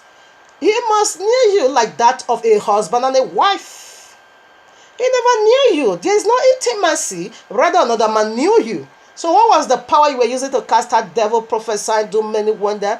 It came from the other deity. Whose altar of destruction, there, your prayer now begin to ascend. Do you know the altar of destruction? Go and read Zechariah chapter 5. You're going to see, they also have it too. Melsis it. That is the basket of Easter. Easter basket. That's where your prayer is ascending. Where is it being located? Right in the bottomless pit. As the prayer is going there every night, and then you worship Jesus. Jesus, you love Jesus, oh. You love Jesus, oh. Hell, people has love destruction. Your cry is descending there. Your prayer is descending there. Because he said, I'm going to make myself like the Most High. The prayer of the saint ascend right away to the golden altar. While the prayer of the filthy ones, the hypocrites, the self-righteous one, descend right to the also. Satan also have bottomless pit, which is the, Easter basket. Your prayer also descend there, okay? Get life. That is, that is deep, isn't it? All right, now, we are doing this for the sake of the elect. When the elect came into this kind of a message, they're going to bless Abba Yehovah. That is, you set the record anew. This is where prayer needs to be offered. Money. That is you set your altar. That is your altar, or that is your altar of prayer. You build that. We see Yusuf build that altar for himself. And Nook also have this altar we are talking about. That is your altar of incense. 9 o'clock, you go right there. Be on your knees. You offer it. Even you go there, be on your knees. You offer it. It doesn't really mean you have to take 1 million years. You can do this very prayer we are talking about 10 minutes. You can even do it 5 minutes. But me, I love my own. It's very long. I love worship. I love worship. I love praise. Okay, I love prayer. We see Yahushua was also doing it. He did not rationalize the whole issue and say, hey, don't you know me? I am his one, I am the only begotten son. You don't know me. No, he go by principle. He did it. Oh, Robo Shandaya. All right, now, so we proceed now to the very point 3. It is good to do it accurately, okay? And as I touched the hem of his garment, healing overflow, blessing overflow, wonders overflow, glory overflow, for I am betrayed as gold. Yeah, is my shepherd. Why should I want? Why should I lack? I am be refined as gold. I am betrayed as gold. Yeah. I am be purified as gold. God passed through fire. God passed through exile. God passed through oven. I am be refined as gold. I am betrayed as gold, yeah. I am of a beaty work as gold, yeah. God passed through fire. God passed through exile. God passed through oven. Nerebo say, Nerebo yantu, Nerebo day, Nerebo say, I am betrayed as gold. Barabo shema, Narabayantu, Narabo say, this is who I am. Yeah, is my shepherd, eternal shepherd. Why should I want? Why should I lack? I will never lack anything. Another day here. If Yah is my shepherd, I shall not lack, I shall not want. I shall not lack, I shall not want. This is who I am. Yah is my shepherd, I shall not want. He maketh me to lie down in the greener pastures of his eternal glory, and he leadeth me beside the still waters. He restoreth my soul. Orobo say yeah yeah yeah. Orobo say yeah yeah. Orobo say hey. Norobo hey hey. In the paths of righteousness, for his holy name sake. Oh yeah yeah yeah. Borobo seke. Inorabayantulubu. He has prepared a table for me, right in the presence of my enemy. I have a lot of enemies. There are so many. Great and effectual door has been opened unto me, but great is the adversary. Are you my adversary? You are already been squashed. You has already been squashed by fire of the Ruach HaKodesh. Yeah, yeah, yeah, yeah. Oh, Jah is my shepherd. I shall not want, I shall not lack. I shall not want, I shall not lack.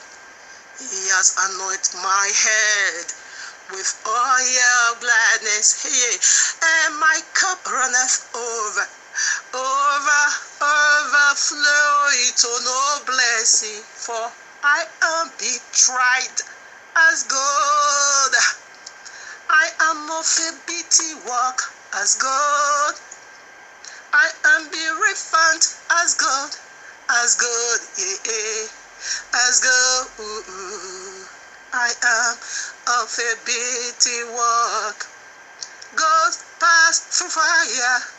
God passed through Ezra.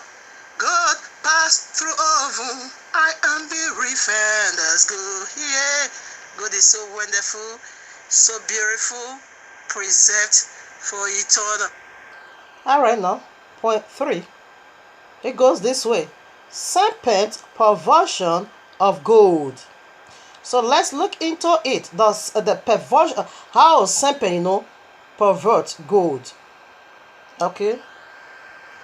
All right, now. 1 Timothy chapter 6, I take from 8 to 10. The perversion of it. That is what I want to look into.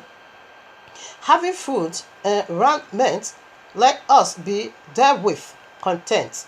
Because the whole thing is already being turned upside down. So we don't need to run after gold. We don't need to run after any of this. Okay, for now, until the restoration of all things. Okay, that is, don't love it more than your maker. Like Esau, that said, and his firstborn, what did he name him? Eliphaz. That is, God is my gold. My God is gold. Excuse me. My God is gold. So he's encouraging us, we the people of the book, that is going to inherit the eternal kingdom, the very golden earth. We shouldn't run after it. Don't take that as your priority. Okay, let Yahuwah's be your priority. The perversion of it. Let me first of all give you the picture, or let me finish reading. But they that will be rich fall into temptation and a snare. What snare? Of the devil, a serpent, and into many a foolish and hurtful lust. That is Oyedepo, okay? There come again Oyedepo for private jet. It is the Christendom, which draw men into destruction and perdition. That is how, yes, that your prayer descend, and as is descending, you are descending. For the love of money, do you guide that? For the love of money is the root of all evil. No, some evil. All evil, no little evil. All evil, no some bad. All evil. Ribo Shandaya Baba Baba. The love of money is the root of all evil, which why some coveted after. They have held from the faith and pierced themselves through with many sorrows. Did you get that? But thou, O man of Yahuwah, flee these things and follow after righteousness and godliness, yeah, faith, love, patience, and meekness. This is what we should have been running after now. Not for you to forsake the feet of Abba Yahuwah, running after property, running after gold wealth. No. Running after for private jets. Codely, you say you are serving Yahuwah. No. That is lust for worldly things. Okay? That is lust for wickedness. Oyedepo, you're not going to tell me, look at the stupidity of this Oyedepo. Oyedepo said, is Jesus make him apostle of rich wealth to Nigeria? He said that's what Jesus told him, that he is the apostle of wealth, of riches. Did you get that nonsense, that crap? Cut it off. Cut it off. How can your Jesus make you apostle of riches? Oh, yeah, Nigeria is the poorest country now. As of February calculation, Nigeria is running into poverty. In fact, India is even better than Nigeria now. And yet, Oyedepo said Jesus has made him apostle of wealth, apostle of riches unto Nigeria. Test these people, you will know that they are satanism. They are going down the pit. They wanted to come along with them, and many has already traveled through that way. Broad is the way, and wide is the gate that leads to destruction. Many has already gone through it. Oh, narrow is the way that leads to heaven. Only few people, found it. Many is, going down with Jesus, because I can see many love Jesus. It is what is in the inside. They are bringing out for us. By their fruits ye shall know them. All right, now, so we are looking into the perversion of gold. How serpent pervert it. So the love of it, that is how he pervert it. Like Esau, that said, named his firstborn fruits Eliphaz. That is, God is my God. God is my God. That is the perversion of it. You loving objects. You loving the what you were created, rather than loving the creator. You are not loving the creation. Yes, that is a perversion of it, not gold itself. It is how you handle the situation. You are the question here, not gold. You get it wrong. You twisted it. You get it the other way around. We see you were rewarded with gold. Okay. Now here I am, Ezekiel 16, 17, maybe to 18. Thou hast also taken thy fair jewelries of my gold and of my silver, which I had given thee, and madest to thyself images of men, and didst commit whoredom with them, and takest thou branded garments, and coverest them, and thou hast set my oil and my incense. Did they get that? Before that, you have set the incense. What is incense? As we just unveiled in point 2, it is fellowship. It is prayer. He said the prayer. He said the prayer that due me, you not give it unto them. You are not setting this incense, because he said my incense before them. This incense that due you not set it before this image of gold you made in your heart. He said you not turn that gold, you not make it image of man. Jesus, number 1. Allah, number 2. Christendom, ghost fire. Number 3. In fact, all these characteristics is found in the Christendom. They love their pastor even more than their God. Their pastor is their God. When you speak concerning Christahinome, they want to die. They want to lay down their life for Christahinome to be walking on their head. They say Christahinome is worshipable. What? When Aaron did take the praise of Abayewa, he got killed. He said, because you did not give him praise, you give others praise, you give the people his praise, you then take my praise, he got killed. They say Christahinome is worshipable. Oh, Robo Sakayaba. You now set that incense that you Abayewa before this filthy garbage, this demos, this crap. It's going to be rusting in the eternal lake of fire. You said it before then. All right, now this is the perversion of it. Okay, you can give honor to whom honor is due, but when it comes to the establishing of the truth, where this one is wrong, like Christahinome said, masturbation is not a sin. He got a lot of rebuke, but his supporters were not backing him up. We are not support. You knew it's evil, then you too where it was evil. But they say, make it that empty noise that is going to land you in the lake of fire. Now 19. My meat also, which I gave thee, fine flour and oil and honey, wherewith I fed thee, thou hast even set it before them for a sweet savour. And thus it was, saith Yehovah. Did you see? We are still digging into one mystery. What is the meat Abba Yehovah said before you? It is his royal law. Christianity carried the royal law. They now turn their back onto the altar, this golden altar. They now face the east. They now begin to worship the sun. And that is the greatest abomination of it all. It call it the greatest abomination of it all. That is what Abba Yehovah is just complain over here. Listen on 20. Moreover, thou hast taken my sons and thy daughters, whom thou hast borne unto me, and this hast thou sacrificed unto them to be devoured. Did you get that? You dedicated your children to Jesus is to be devoured. Is to be devoured. You sacrifice it there. 3 months you are doing what? Okay. Is this of thy whoredom? Is more matter? Abba Yehovah is wow unto him. Is this thy whoredom? Is more matter? Oh, that thou hast slain my children and devoured them to cause them to pass through the fire for them. That is eternal destruction. You are sending them to the link of fire. You are also going down along with them. And in all thy abominations and thy whoredoms, thou hast not remembered the days of thy youth. You did not remember what the royal law requested from you.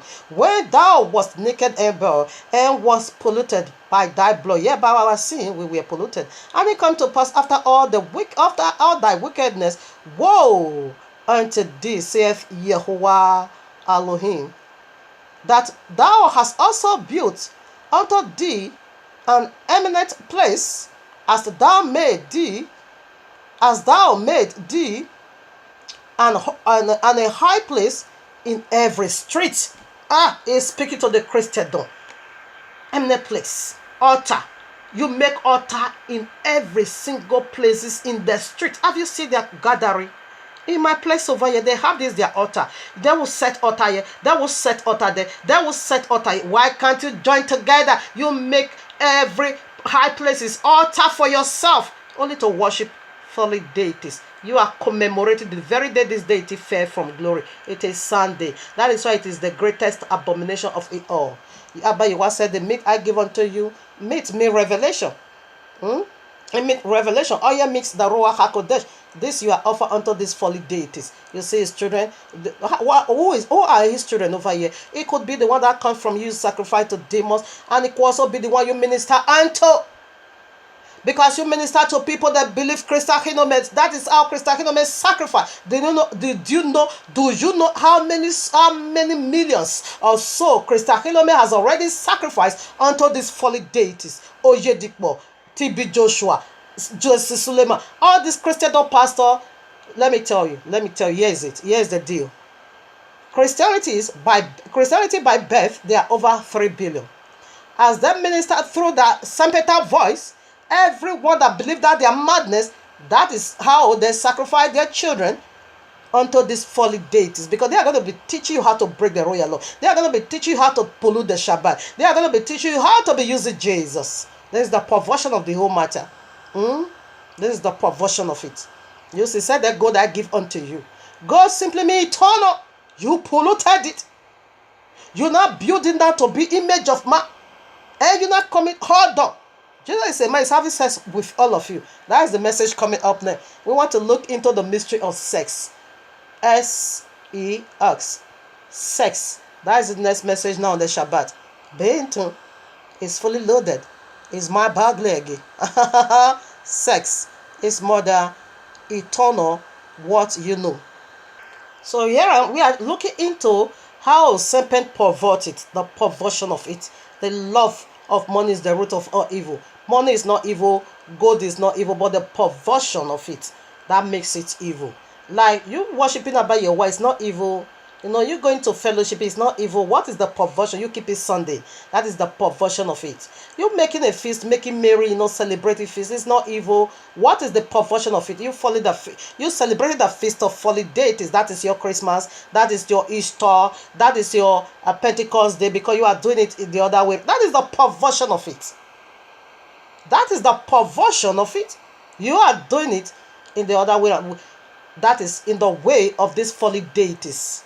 They carry disagreeing spirit. They don't go by the royal law functioning. No, they have their own way. So you're doing it their way. That is the perversion of it. Okay? So let's see the perversion of gold. Exodus 33. This Margaret Amuri. In fact, if you see the way my soul is burning in hunger against you, you should have deleted that nonsense from Facebook, from YouTube, okay? It is really satanic. The royal law condemns you for it. Your condemnation is going to be double like that of Linda. You guys lied. You told a wide world lie. It has never been done. All right, now I read.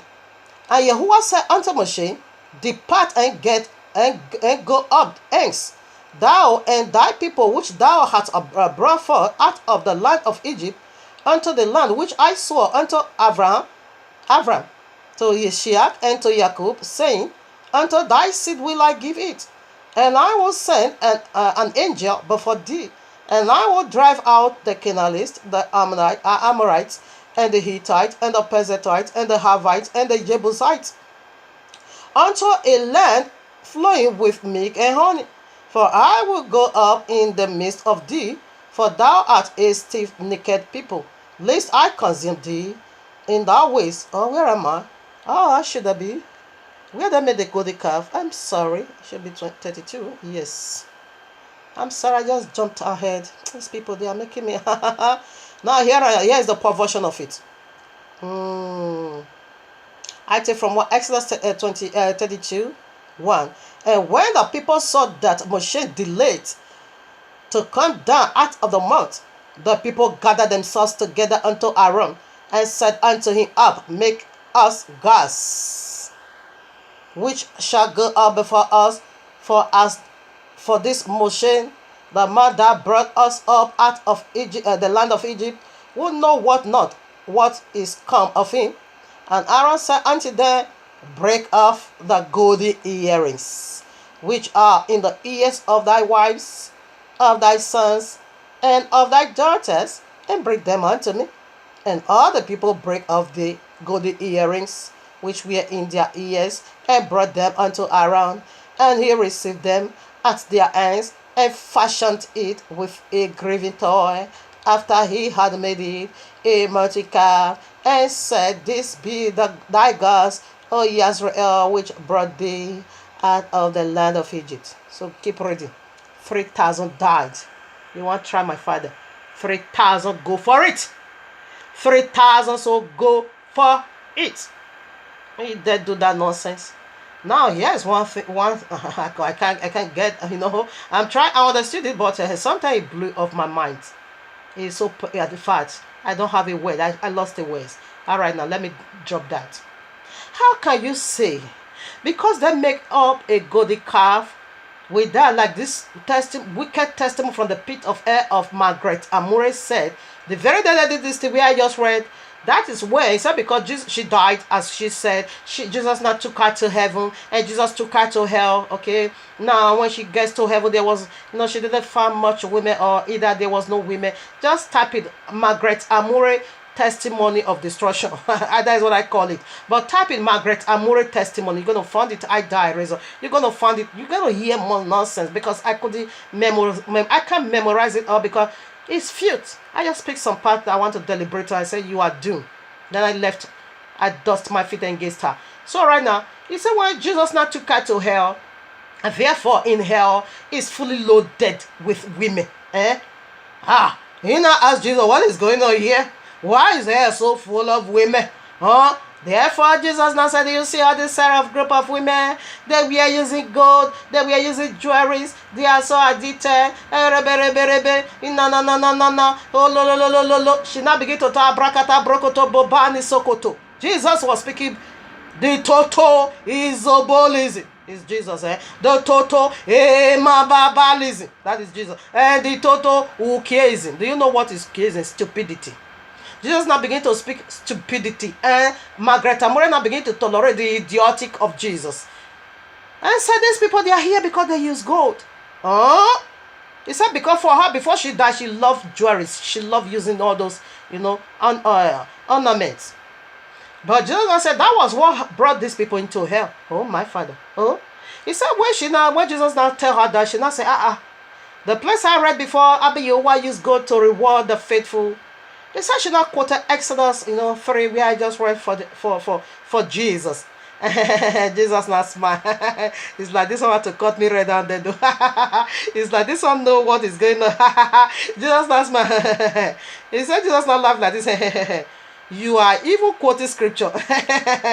You are quoting scripture unto me. He said Jesus not laugh. Jesus not said, let me tell you now that you are quote scripture for me. Let me tell you now the day I cost good. That I did cost good. This is when I cost good, the place I read. Said the very day that make it into golden image. And I begin to worship it. He said that was the day he caused gold. That God is evil, God is destruction. Anyone that uses gold is going to perish with gold. He said that was the day Jesus caused gold. He said when she now returned back, she threw all her gold away. She don't want to go to hell because a lot of women is fully loaded in hell. Listen to part 2 and see how Abiyawa decked his wife with gold. Precious. That is how he beautified us. The visible things needs to minister unto you. The invisible. You see, as he decked us, in the physical inside, that is how our spirit also looked like. Now, don't get it twisted. Unbeliever that decked with gold, they are only beautiful on the outside. Inside is full of dead man bones. Okay, but the what Abiyawa is doing himself. That presentation is the physical outward appearance. Exactly as your outward appearance is, that is how your spirit is. Because the visible needs to minister unto you the invisible. When you read this, where you read Ezekiel 16, take it from 7 to 14, that is our outward appearance that also speaks of our inward appearance. Go to Revelation 21, how he decked and garnished the new earth, the new Jerusalem.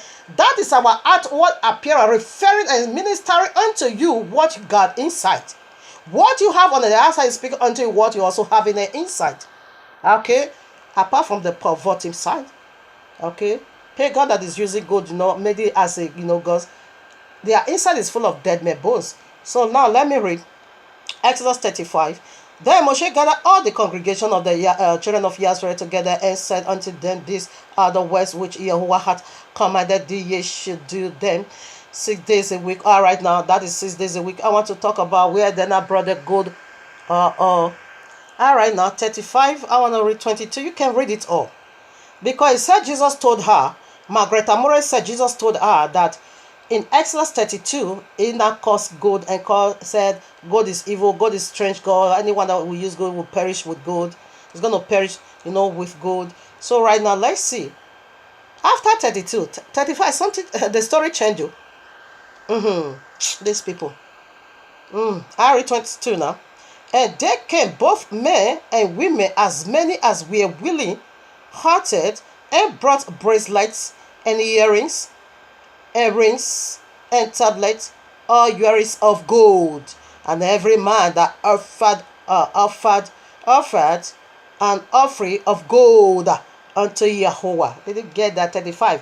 When you keep reading, you're going to see fat. Moshe also, restrained there and said it is too much now. The one you have already brought, it will be enough for us not to make all these goldy items like that in the heavens, okay?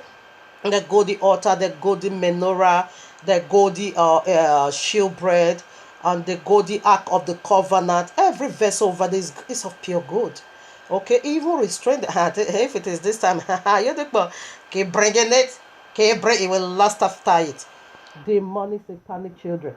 You see? So the perversion of it, that is what makes it evil. We see that gold is not evil. It is ornament. It is eternal. It preserves, okay? So you can also read Job 28, but there are some verses you need to, take over there, because Job 28 was now referring and speaking to the wisdom and to the understanding and to the knowledge of Abba Yehovah, how so costly and expensive it is. He said it's even costly, more than gold, more than rubies, more than sapphire. Okay, that is the perversion. That is when you not take gold as your god or diamond or whatever, it become filth. Okay, so you can read Job 28 in your quiet time, and Isaiah chapter 3 verses 16 to 24. And this is where this wicked Margaret also quote. He said Jesus gave him this Isaiah 3 16 to 24.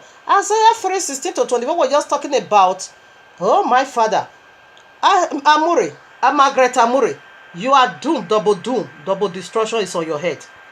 That place, he was listing out the fault of the daughters of Zion, how they depend on these things as their beauty, how they lost after these things, just as we saw in Exodus 32, that Abba Yehovah said, instead of you having a very large many hair, now I'm gonna give you bird. You're gonna be having a hair stripped off. It talks about leg chains. It talks about gold. It talks about hairband. He talks about a lot of things, garments. He talks about so many things these women depend on. They were not depending on Yehovah. And in there, I bet one of us I cause any of these things at all. But because you not take that very object as your God, as what they called himself, Ishmael gave this name to his firstborn fruit and said, Eliphaz, God is my good, God is my God. So that is where it now becomes evil. Okay, now you wicked Margaret Amuri, is your vagina not stinks? Because he said instead of you to be having a nice perfume, therefore you are going to be stinks. Because he is still referring to what took place in Genesis 3. Is your vagina not stinks? Wash it 10 times a day. Just give a little gap. You still get the order. You still get the order. It still come back. Because those are the causes listed out over there. What about the people that is having bow hair in the front? Women that their hair begin cut off. It is the disobedience of our mother Kawa, the very first woman that brought all that destruction to us. It's not using gold, demon. Okay? He said instead of you having a good perfume, therefore you are going to be stinks. Instead of you having a well set, wonderful hair, therefore you are going to be having bow hair. Instead of you having a nice garment, therefore your garment is going to be rent. Instead of you having leg chains, it now begin to, instead, these are what's usual. Just read it. As you might have time, we'll have go into it. Let me read some part for a confirmation. Isaiah 3:16. Moreover, Yahweh saith, because the daughters of Zion are haughty, and walk with stretched forth necks, and went on eyes, walking and marching as they go, and making a tinkling with their feet. Okay. Therefore, Yehovah will smite with a scab the crown of their head of the daughters of Zion, and Yehovah will discover their secret parts. In that day, Yehovah will take away the bravery of their twinkling ornaments about their feet, and their quills, and their roundabout tie, like the moon, the chains, and the bracelets, and the mufflers, the bonnets, and the ornaments of legs, and the hairbands, and the tablets, and the earrings, and the rings, and nose rings, the changeable suits of apparel, and the mantle, and the wamples, and the and the crisping and pins, and the glasses, and the fine linen, and the hoods, and the veils. And it shall come to pass that instead of sweet smell, there shall be stink. He's talking about our vagina, because we depend on all these things as our, a beauty. Rather, that is what we are. This is the perversion of it. Okay, and instead of a gird, a rent, and instead of well set hair, a boldness, and instead of a stomacher, a getting of sackcloth, burning instead of beauty. Did you get what he said? Tell me now, wicked Margaret Amuri, where did he lay? Cause what happened over here? What is going on? Are you still putting on mantle? Are you still putting on apparel? He listed it all over here. What happened to women that doesn't have hair in the front? Huh? Is your vagina says things? Huh? Nonsense. You are doomed eternal. Because they build their beauty on this. Because they take this. You see, we even have leg chains. We have nose ring. It's right in the royal law. But you can deck. That is how you want it to deck. But don't take it now as evil. Don't take it as your Elohim. Don't depend on this. It's a gift from Abeyewa unto thee. There is a leg ornament. Leg chains. Huh? Now don't build. This is the perversion of it. Because they now take all this gift from Abeyewa as their gods. And now neglected the ways of Abeyewa. And now begin to go and begin to, use all these things as their confidence of beauty or whatever God or whatever like this guy did or Ishmael and said, that is how much that one loved gold. That he now said, now gold is my God. Is a name he gave unto his firstborn. We see the perverting of it right in Exodus 32. Then I made a golden calf. When you now begin to worship, that makes it evil. Okay, this is where she quoted bastard animal. Why are you putting cloth? Because it's so listed apparel. Why are you still putting it on? Why? Now, so you should have been walking naked on the street. Is your vagina says things? Why did you do something about that, Margaret Amuri? Thunder striking Yahweh's mighty name. Just like sex. Abba Yehowa gave a sex is a gift from Abba Yehowa unto a couple, married people. It is their spiritual food. But where is the perversion of it? Boyfriend or girlfriend.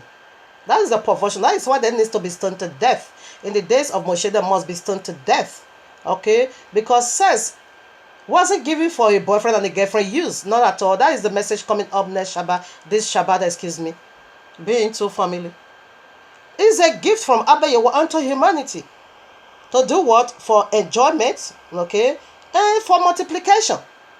It wasn't being given for boyfriend or girlfriend, not that prostitution, not that homosexuality, not that bestiality, not that lesbianism. Now they are even having sex with doll.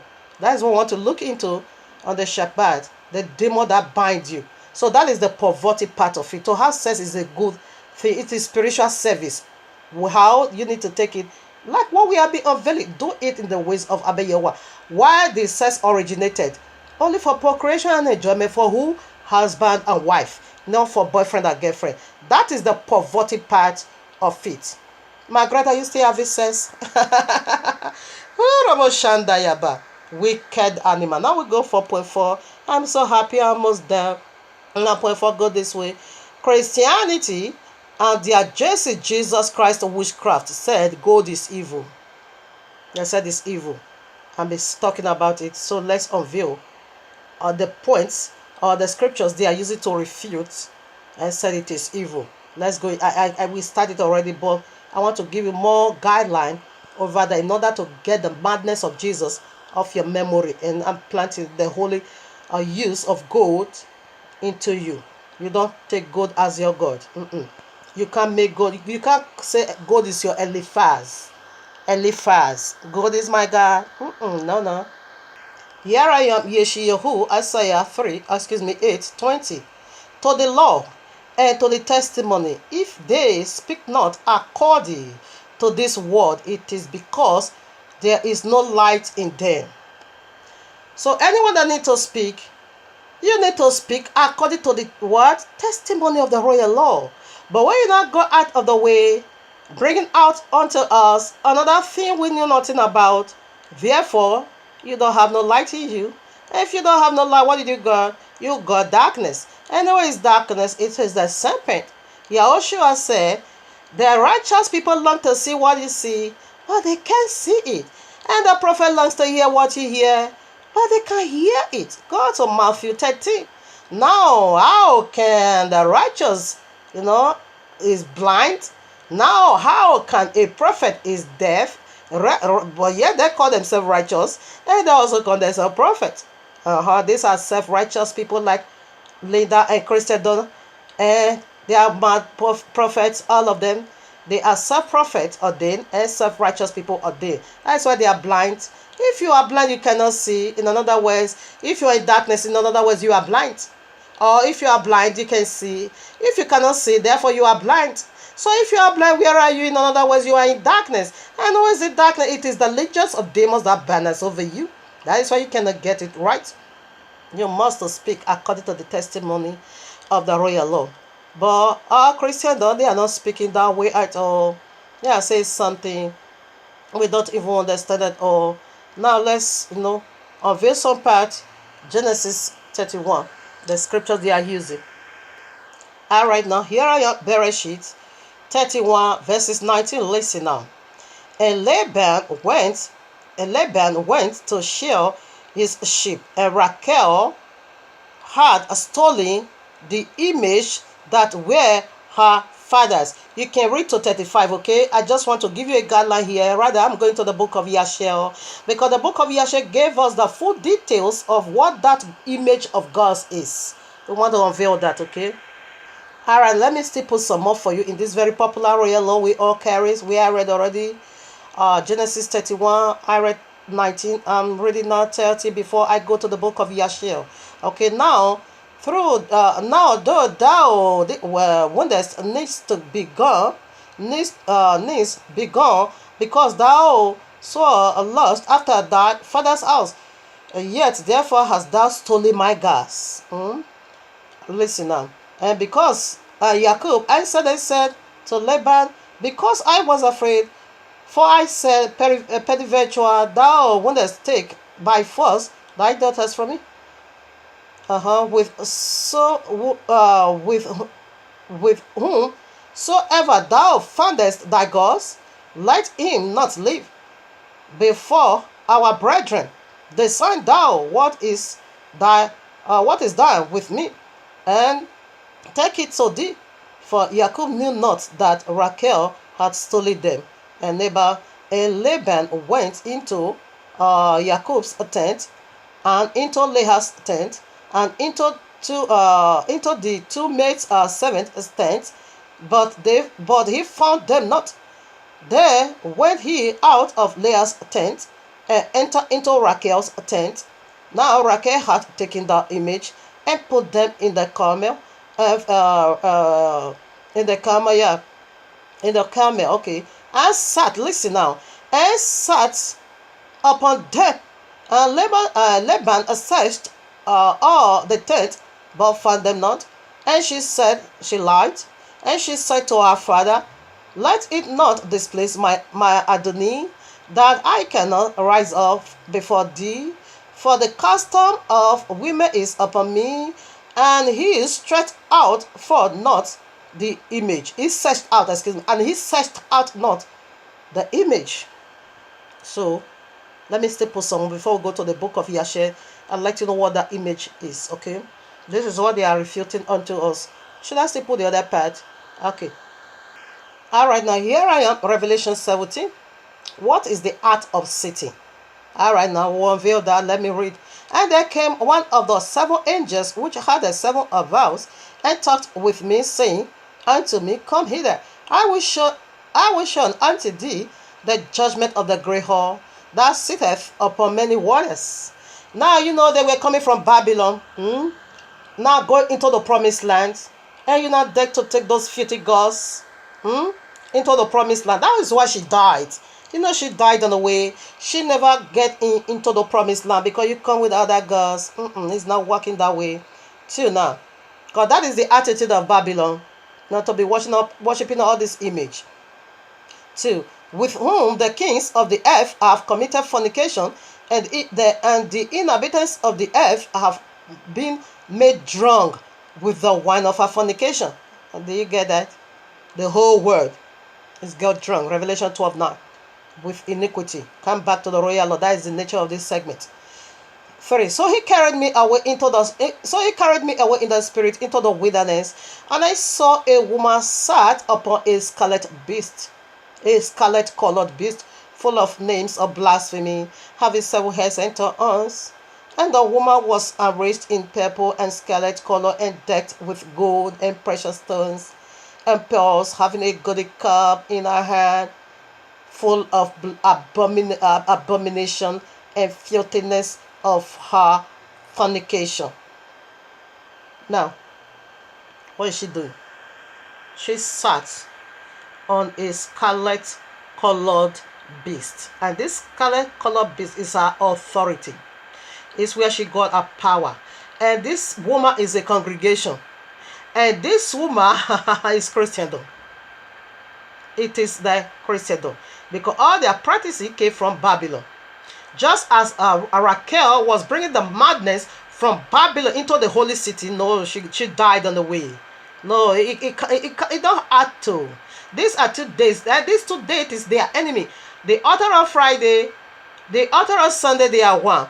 And Abayewa, the author of Shabbat, they are enemy. They have their own way. We have our own way. All right, you will see their altar prayer. is Ishtar and Easter basket. So they have their own way doing their own things. This is Babylonian system, of which is the garment of the Christendom. Margaret Amore couldn't see into this, that their authority, the beast is the Jesus, the uncleanness. Blood simply means uncleanness, simply means sin. And Jesus is a man of sin. And what is sin? Jesus said, I've done away with the law. I nailed it to the cross. And he said that is a man of sin. Apostle Charles speaks about in 2 Thessalonians chapter 2, verses 1 way down to 12. He said this man of sin is going to be revealed. And when they're revealed, he's going to do all lying wonders, all lying miracles, with all deceivableness to them, to deceive them that is going to perish. And this character we already see in the midst of the Christendom. Who is their authority? It is Jesus, the man of sin, that done away with the royal law. What is sin? Simply means breaking the royal law. Simply means living lawlessness. That is the definition of sin. And Jesus came from the bottomless pit. Jesus Christ from the pit of hell. He now said unto third part of humanity that he has nailed the law to the cross. What happened to Shabbat? That he now gave you the day of Sun to be observing. What happened to the Feast of Tabernacle? That he now gave you now Christmas to be celebrating. What happened to Biblical New Year that always come up in springtime? That he now gave you now January 1st. Hey, mas kalababa hinos kalababayo. Hey, mas kalababa hinorokos kalababayo. Hey, mas santalabo hinorokos kalabayo. Margaret Amurena failed to recognize our authority. The very one she sat upon, the very one is carried on. He most kalababa, that it is uncleanness. No one sat on the beast. No one sat on the red scarlet beast and goes to heaven. No, Raquel did that and she got killed by Abayehowa. She never make it to the promised land. And this is what is going to happen to all you Christians that sat upon the scarlet beast, that sat upon the gods of Babylon, that is observing Sunday, the greatest abomination of it all. That is observing Sunday as a day of rest, commemorating the day, the very day this deity fell from glory. The very day they fell from glory, that marks the beginning of time, and that marks the beginning of season, and that marks the beginning of year. That is the very day you are commemorating. You are celebrating the day the deity fell from glory. You are commemorating it for them, and you also keep your Christmas tree. These are the gods of Babylon, the very one that is your authority, the very one that you sat upon. Do you know what Christmas is? Christmas simply means the downfall of a man, the day man fell from glory, the day Adam fell from glory. That is the Christmas tree. The very serpent himself that twisted the word of Abayehowa right in the very hand of the first woman. This is the authority of the Christendom, but they not fail to neglect their rotten stick part, and then I begin to call God evil. They now fail to recognize their day of rest, that it is the day this deity fell from glory. And here one more thing, this Christian, this beast is using to defend their Sunday madness, and they will not say their Jesus he resurrected on Sunday, and they will say their Jesus died on their Friday. Now count for yourself, and this is the only messianic son. This is the son of the Messiah. 3 days and 3 nights. Now count for yourself. When you go to Matthew 27, you're going to find it over there that he gave up that spirit at the 3rd hour of the day. Excuse me, at the 9th hour of the day. Simply represent 3 o'clock over here. And your Jesus died 3 o'clock on your Friday. And 3 o'clock Saturday. That is just one day. And Sunday very early in the morning. Jesus is nowhere to be found in the grave. And now hear yourself. Where did you get 3 days? And where did you get 3 nights? The only messianic sign. You couldn't count for yourself. 1 plus 1, you miss it. 2 plus you don't know. 3 days, you don't know. 3 nights, you can count. But you can point to God. That God is simple. That God is destructive. That God is a strength. No. Your authority is that strange God you sat upon. You sat upon uncleanness. Oh, you are not coming in. None of you Christians is coming in. You'll get killed. Just as Leah died on the way. Because she sat upon uncleanness. And we say this woman, when she sat upon cleanliness, she go to get it right. Go to Revelation 18. That is where Abayewa is going to kill this woman. And this woman, everyone know that this woman is a ministry. When you also go to Revelation 12, that woman there is also a holy ministry. And yeah, this Revelation 17 is a filthy ministry, which is what? That Christian. That is why they can get it right. That is why they run after the love of money. That is why they are buying for private jet. Even though so is dying in their congregation, they just go and begin and keep stealing from the poor. To live extravagant life. And we see the true apostle of the true Messiah. They sold their house and they sold their land and property to take care of the poor. And we see the apostles of Jesus Christ from the link of fire. He is stealing from the poor to live extravagant life and to just buy for private jet. This is their competition of buying of private jet. You forgot to remember. You couldn't remember your authority, the very one you sat upon.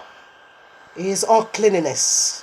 Is the scarlet beast, scarlet colored beast, simply represent uncleanness, sin. The red dragon simply represents sin. Drunk with blood represents sin. You forgot. You couldn't fish any of those things. When did you see Christmas? When did you see January 1st? Your Father Day, your Mother Day, or whatever day, your Lover's Day. Your turkey tied as money. When did you see that, Margaret? Amore, thunder strike you. Yeah, who was mighty me? Let me put some more. In order to get the madness of Jesus out of you, the very uncleanness you sat upon, it is Jesus. You fail to you fail to recognize. You now begin to point your filthy finger at God. All right now, Bereshit 35. The place they also use it to prove their wickedness, but I'm refuting you. The one you sat on. Okay, this is where this is their stronghold. That is where I want to read now. Bereshit 35, 16 to 20. And they journeyed from Bethel, and there was but a little way to come to Euphrates. Rachel traveled, and she had labor. Okay, where she died. Okay, it's good. I also read it for your hearing. I'm also going to read the other part. I use it to said good is evil. Call it strange God, and the very strange God is Jesus. It's your Sunday madness. You close your eye to your rhotistic state of Jesus. 17. And it came to pass, when she was in hard labor, that the midwife said unto her, fear not, thou shalt have this also. Because the son is not Benjamin, isn't it the problem? It's not the problem. You sat upon uncleanness. You are not coming in. You must be killed by Sharia law. And it shall come to pass 18, as her soul was in the party, for she died, that she called his name, whatever, but his father called him right away. His father changed that madness. You are not the one to name her, because you have an uncleanness in you. But Yami simply mean what? A son of the right hand. 19, Rachel died and was buried in the way to Euphrates, which is Bethlehem. Okay, it's okay. That's where I mean. Those ones not important. All right, now you see, she died on the way. She couldn't enter the promised land. Why? Because she sat upon cleanness. Who declared that destruction? It was her husband. And her husband never knew she took that gas. Anyone you found your God shall die.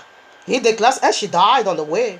You will have this child also, because this child is not the problem. Your authority is the problem. How can you be going out? How can you marry to a mighty powerful man of Yahuwah, yet you still take demons as your authority? You still sat upon gas of wood and stones. You are coming to the glorious holy land. You are not coming in. You must die on the way. That is the Christendom in this. And the fact, I can say they represent Rachel, who sat upon the scarlet beast of cleanliness. Now, let me pull where they are using to refute their head. That gold is what? Nonsense.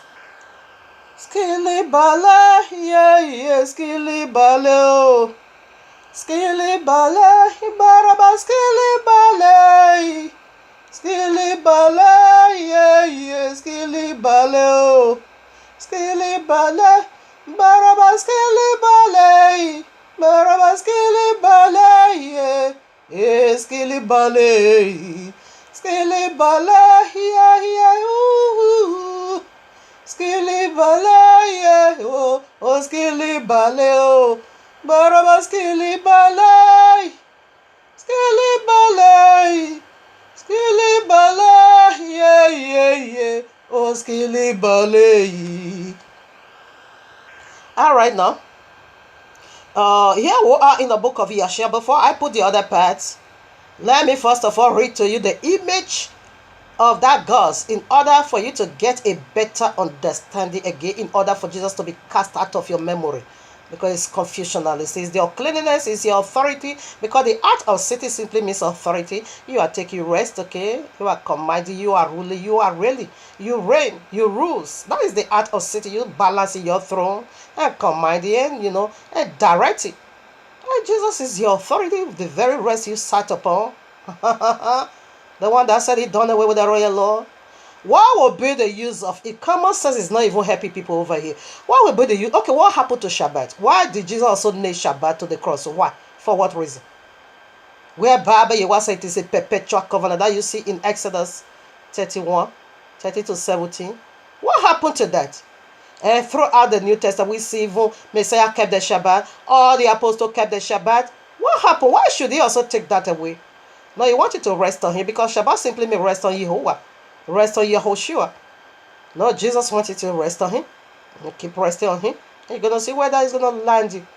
Here in the book of Yeshua, like I quote already, the very popular royal law we carry make references to the book of Yeshua. So I'm reading 31. I'm reading from chapter 31, verses 37. Let me give you the picture of the kind of image Rachel stole from her father.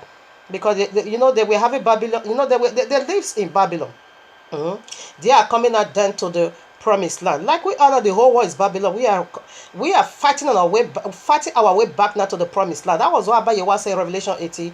Come out of my people. We're also going to read some part of it. That because it's the judgment of Jesus. The very scarlet or red scarlet colored beast of cleanliness, where this woman sat upon. Rachel sat upon cleanliness. You be with a powerful man of Yahweh. You still practicing that wicked Babylonian, being caught by Babylonian system, be hypnotized like the Christian today. All right, now I read 37.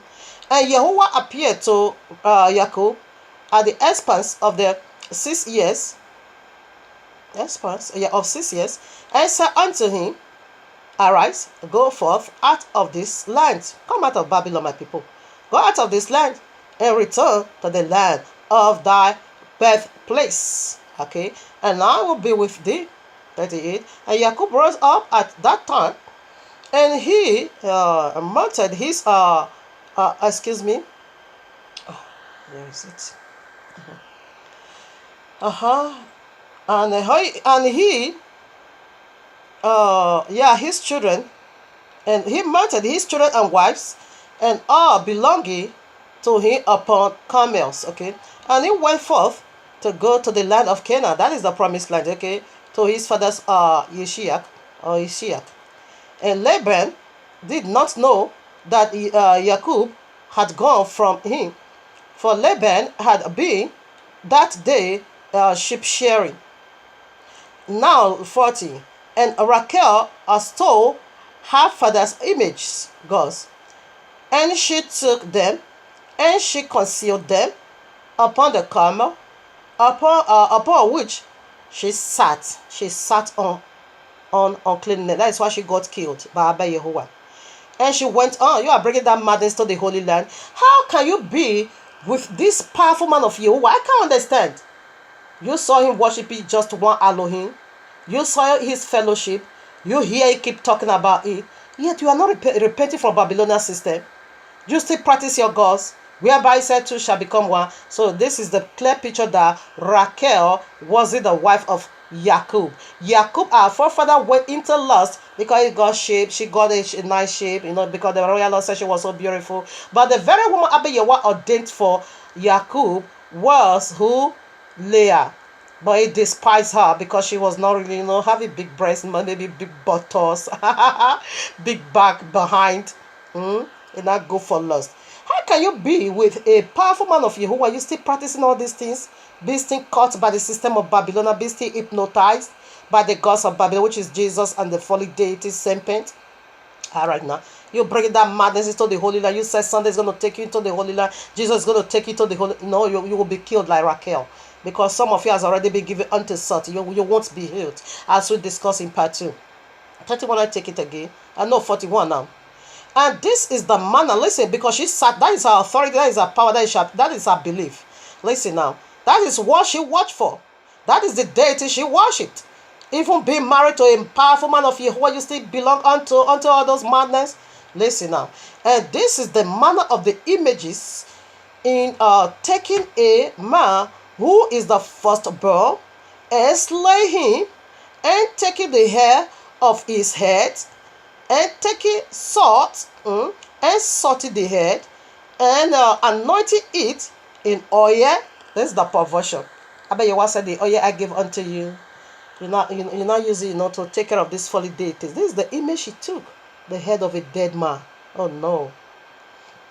Salting the head and anointing and anointing it in oil, then taking a small tablet of copper or a tablet of gold, and wearing writing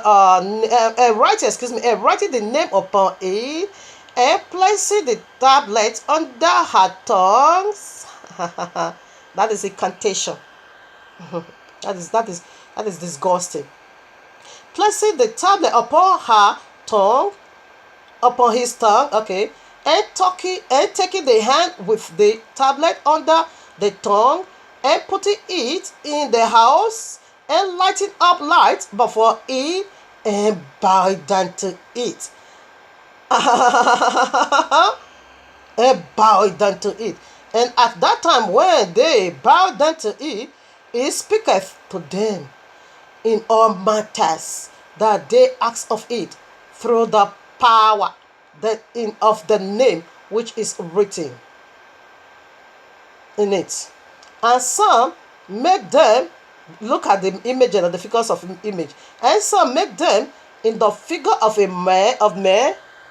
Where do we just read? Abiyawa in point 3. Abiyawa said, all these things, my God, I give it unto you, but you now fashion it now to the image of man. He said, this is the figure of the man, of gold and silver, and go to them in times, no, to them. And the figures receive the influence of the stars, and tell them for the future things.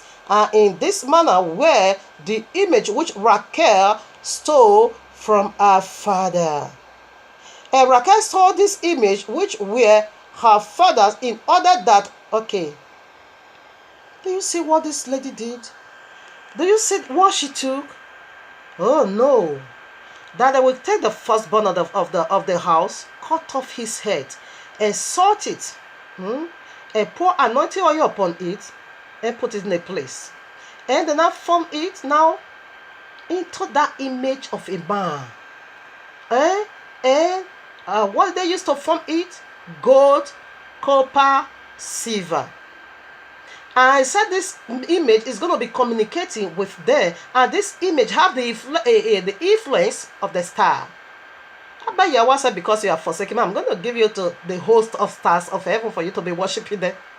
Because first of all, one, you don't do it. But if you refuse to follow my way, I'm going to handle you to the host of the stars of heaven for you to be worshipped. That is the folly deities. They were one stars of heaven that fell from glory. That the name of sun said a great star fell from heaven. His name, which is called wormwood. And when this wormwood fell into water, the water became so bitter, and third part of humanity died because of the bitterness of that water, which is Jesus again. You are going to come into the Holy Land. Babylonian sister, you goes nowhere, my brother. You goes nowhere, my sister. Let's be real. You are going nowhere. This is your madness. It can't take you nowhere. Rather, you are descending to the pit. So we see the image. You see how disgusting it is. The image Raquel stole from his father. How can you build your trust? I can't imagine. Me, I hate dead people. Not that I hate it. And I'm so fearful. I'm so scared. When I see somebody die, it put fear in me.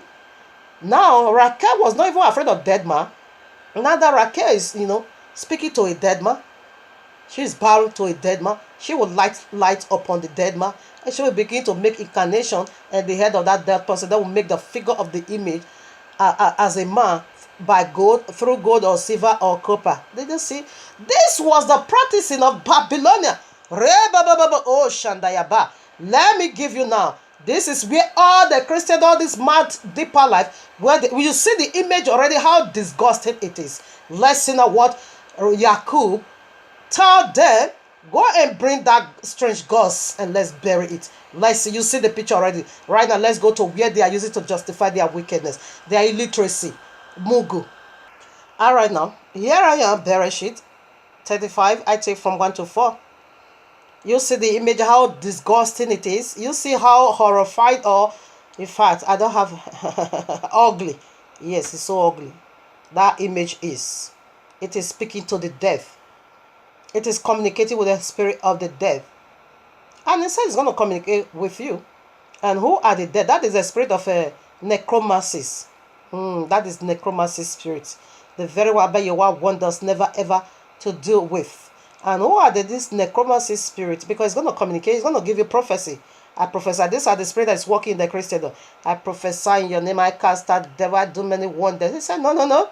I never knew you, because you speak to another deity. That is the host of heaven. Abba Yehovah has already handled you to. You don't want to worship it, therefore worship the host of heaven. You don't want to keep Shabbat, therefore keep Sunday. That is your problem. Free day, Islam is your rest. Have it. All right now. Genesis 35:1. And Jehovah said unto Jacob, arise, go up to Bethel, and dwell there, and make there an altar, this altar, unto Jehovah, that appeared unto thee when thou fleddest from the face of Esau, thy brother. Okay now.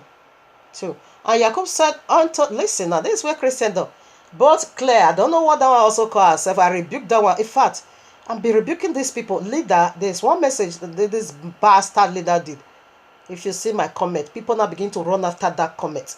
Where the Nazis, like, my comment is exposing their wickedness, immediately they took that video down. They deleted that video. But glory be unto Abba Yehovah, I was already to minister. I already ministered to about few people. And people now begin to run after. It's very good when you know who you are, and you know what you are doing is true. You are real from Abba Yehovah, from the royal law. Therefore, if you know you speak according to the testimony of the royal law, go into this people message and refute it. It's going to help souls. It's going to. I think about more than 10 people follow me in this message I wrote. This comment. Linda, God is evil. I'm not here. Yes, evil. No more Holy Communion. Linda, how many times did I call you? No more Holy Communion. No more washing of feet. Really? The brazen altar is to wash hand on your feet. And we're seeking Yahushua also did it for them. Go and do this. So if you do this, that's how you are going to be my disciple. And I point out all these points. What did you see Sunday? And I bring out all these points. That one madness is unspeakable. He said people that use makeup, they also in hair. And I said, leader, really? Queen Adasa, a powerful woman of Yehovah. Did you know how it took them 1 year to beautify her? Really? And through this powerful woman of Yehovah, deliverance came to the entire Israel, even in the land of Babylon.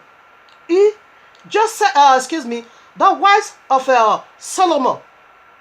The sex that Solomon has to do with the bridegroom and his bride, Yahushua and his bride, Yehovah and his bride. Do you see how his wife, how he praised his wife using perfume, using makeup? I don't use makeup, but I don't dispute it. It's not my problem. It's never a sin. Only that when you do it like that of a Jezebel, I don't know what you are looking for. Everything must be moderate. Okay, I don't make up at all. Not even let. I don't put not absolutely on my face. I want to be natural. My hair is natural. More than 2 years, no nonsense on my head anymore. No more weave. If they are speaking of weave is evil. I will even follow them up because that is correct. He not go though. It's a person that somebody that wear trousers. It's in the link of Linda. When I wrote, I take my time, I prepare that message, I commit. People now begin to run after message. After that comment, then I begin to run. Then I begin to run. Then I begin to run. So they are asking for my YouTube excuse me, my email or telephone number. Please put me through and be dolo there because I've read all the scripture you put over there. I found out that this is a lie. I found out this is not true. Please, can you help me, build me, stand me? And I begin to direct them. Let's do it this way. When Linda now saw that message is drawing attention, comment is drawing attention to people to really know that she's a liar, they took down that video. The same thing with the bastard Claire. Claire, I don't know what they say she called herself. I also did the same thing, they took down that video. About 3 videos like that. There's also one pastor Christian. He also did the same madness. He took that video down. When they say that your comment is exposing, then they will just delete that video. That is why this wicked Margaret Amore blocked her home for me not to be able to comment on it. You see. So right now, let's see the strange gods. Like I read already from the book of Yasha, you see how ugly and deadly that ghost is. Now, verses 2, she brought it from Babylon. And that was why Abayewa got her killed. Because you can't bring that madness into the Holy Land. It is never been done. You are polluting the entire camp of Yazra with your demonic, fallen deities. Wicked spirit of necromancies. No, you must be killed. Regardless of who you are. Now, verses 2. Genesis 35:2.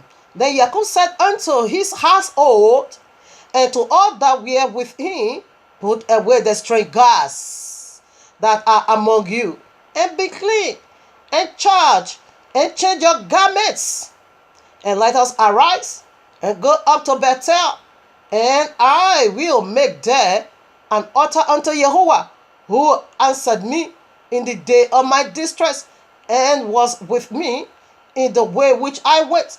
And they gave unto Jacob all the strange gods which were in their hands, and all their earrings which were in their ears. And Jacob hid them under the oak which was by Shechem. So this was the strange gods they gave unto him. This is what they used to do in Babylon. This is the functioning or the system, governing system of serpent in Babylonia. They are coming from Babylon into the promised land. And this is what is going on in Babylon. And this is the gods they are worshipping. And we'll see the picture and the characteristics of that gods already from the account of Raquel. Okay, and I bless Abayewa that she even gave it out before she died. And so with that being said, she's going to make it unto heaven. That is, she repented before she died. Okay, she threw it away before she died. She threw that death away. That image of death firstborn. She get rid of it, and all the image of God and whatever. That is how he became strange God. He get rid of it. You see how ugly that God is. So how can you say God is, evil? Whereby we see that they not begin to mold it. We see how ugly it is. Raquel. We see how ugly that God, her gods, her authority, her power is. Okay, so that was the strange gods. Did they even call it gold here? Yes, because the reason why I also said gold earrings or gold strange gods. Where is it? They didn't even call gold. Let me not do something. Okay. In fact, they don't even call gold. Can I take it again? Now let me see. Strange gods. Change your garment.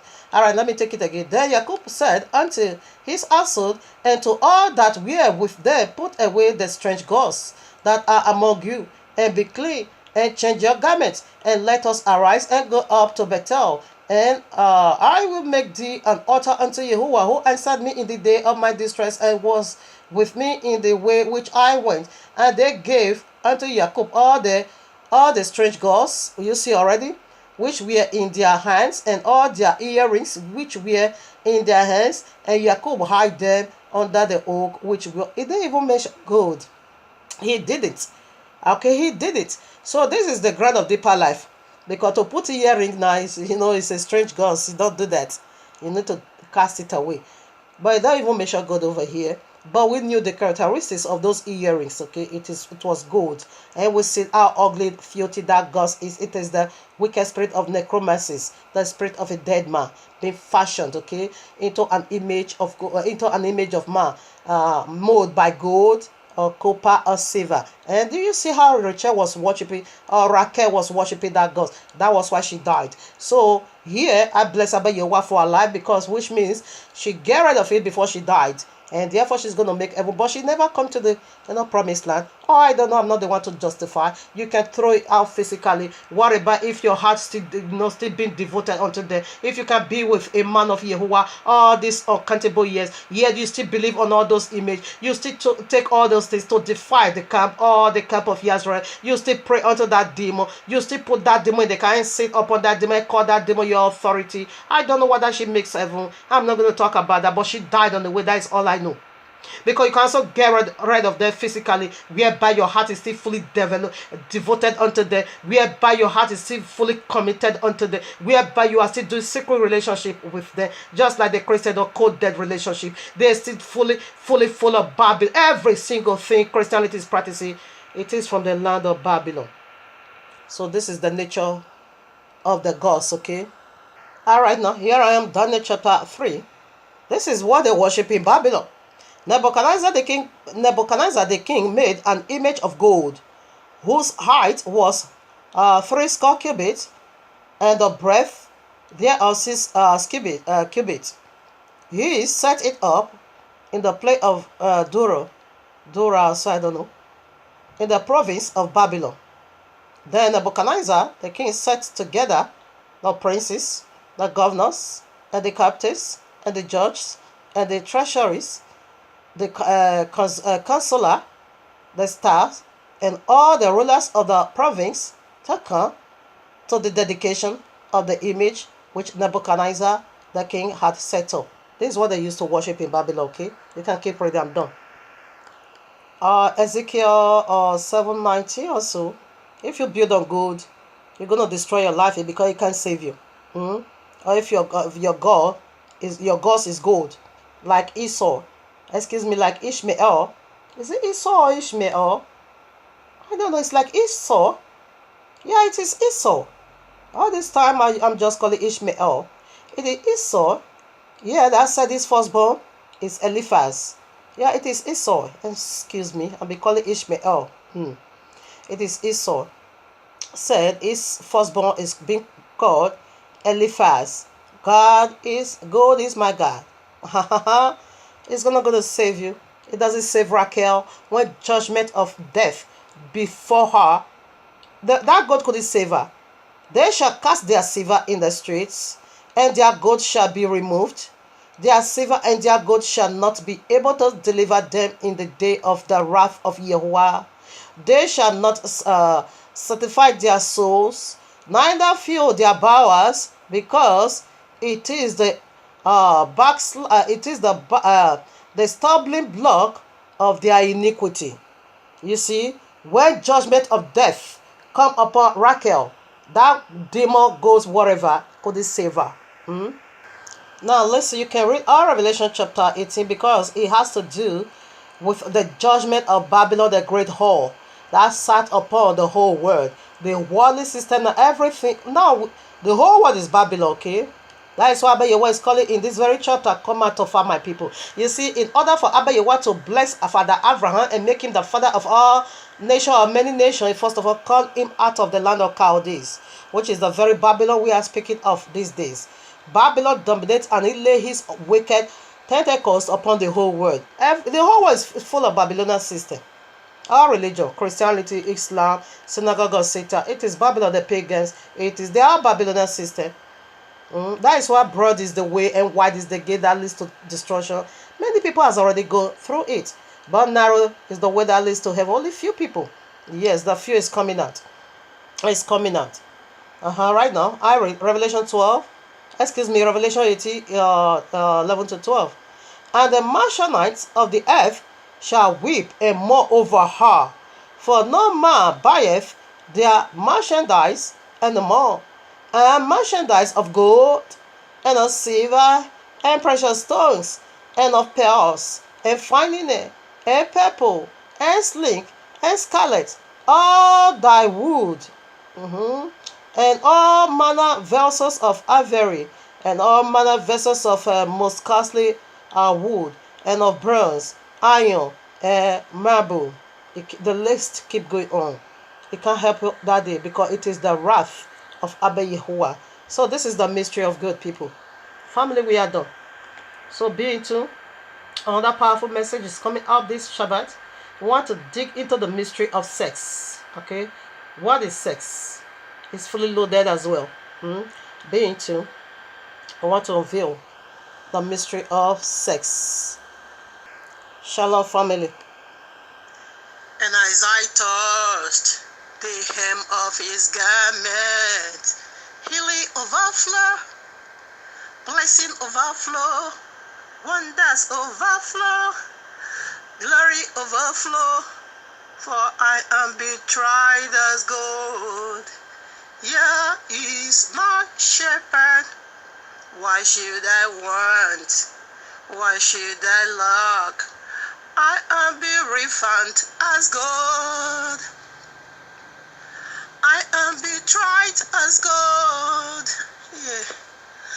I am be purified as gold. God passed through fire. God passed through exile. God passed through oven. I am be refined as gold. I am betrayed as gold, yea. I am of a beaty work as gold, yea. God passed through fire. God passed through exile. God passed through oven.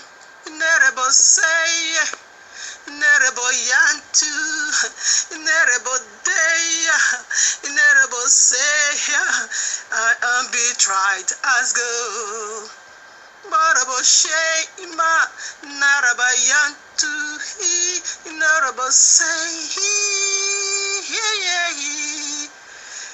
this is who I am. Yah is my shepherd, eternal shepherd. Why should I want? Why should I lack? I will never lack anything. Another day here.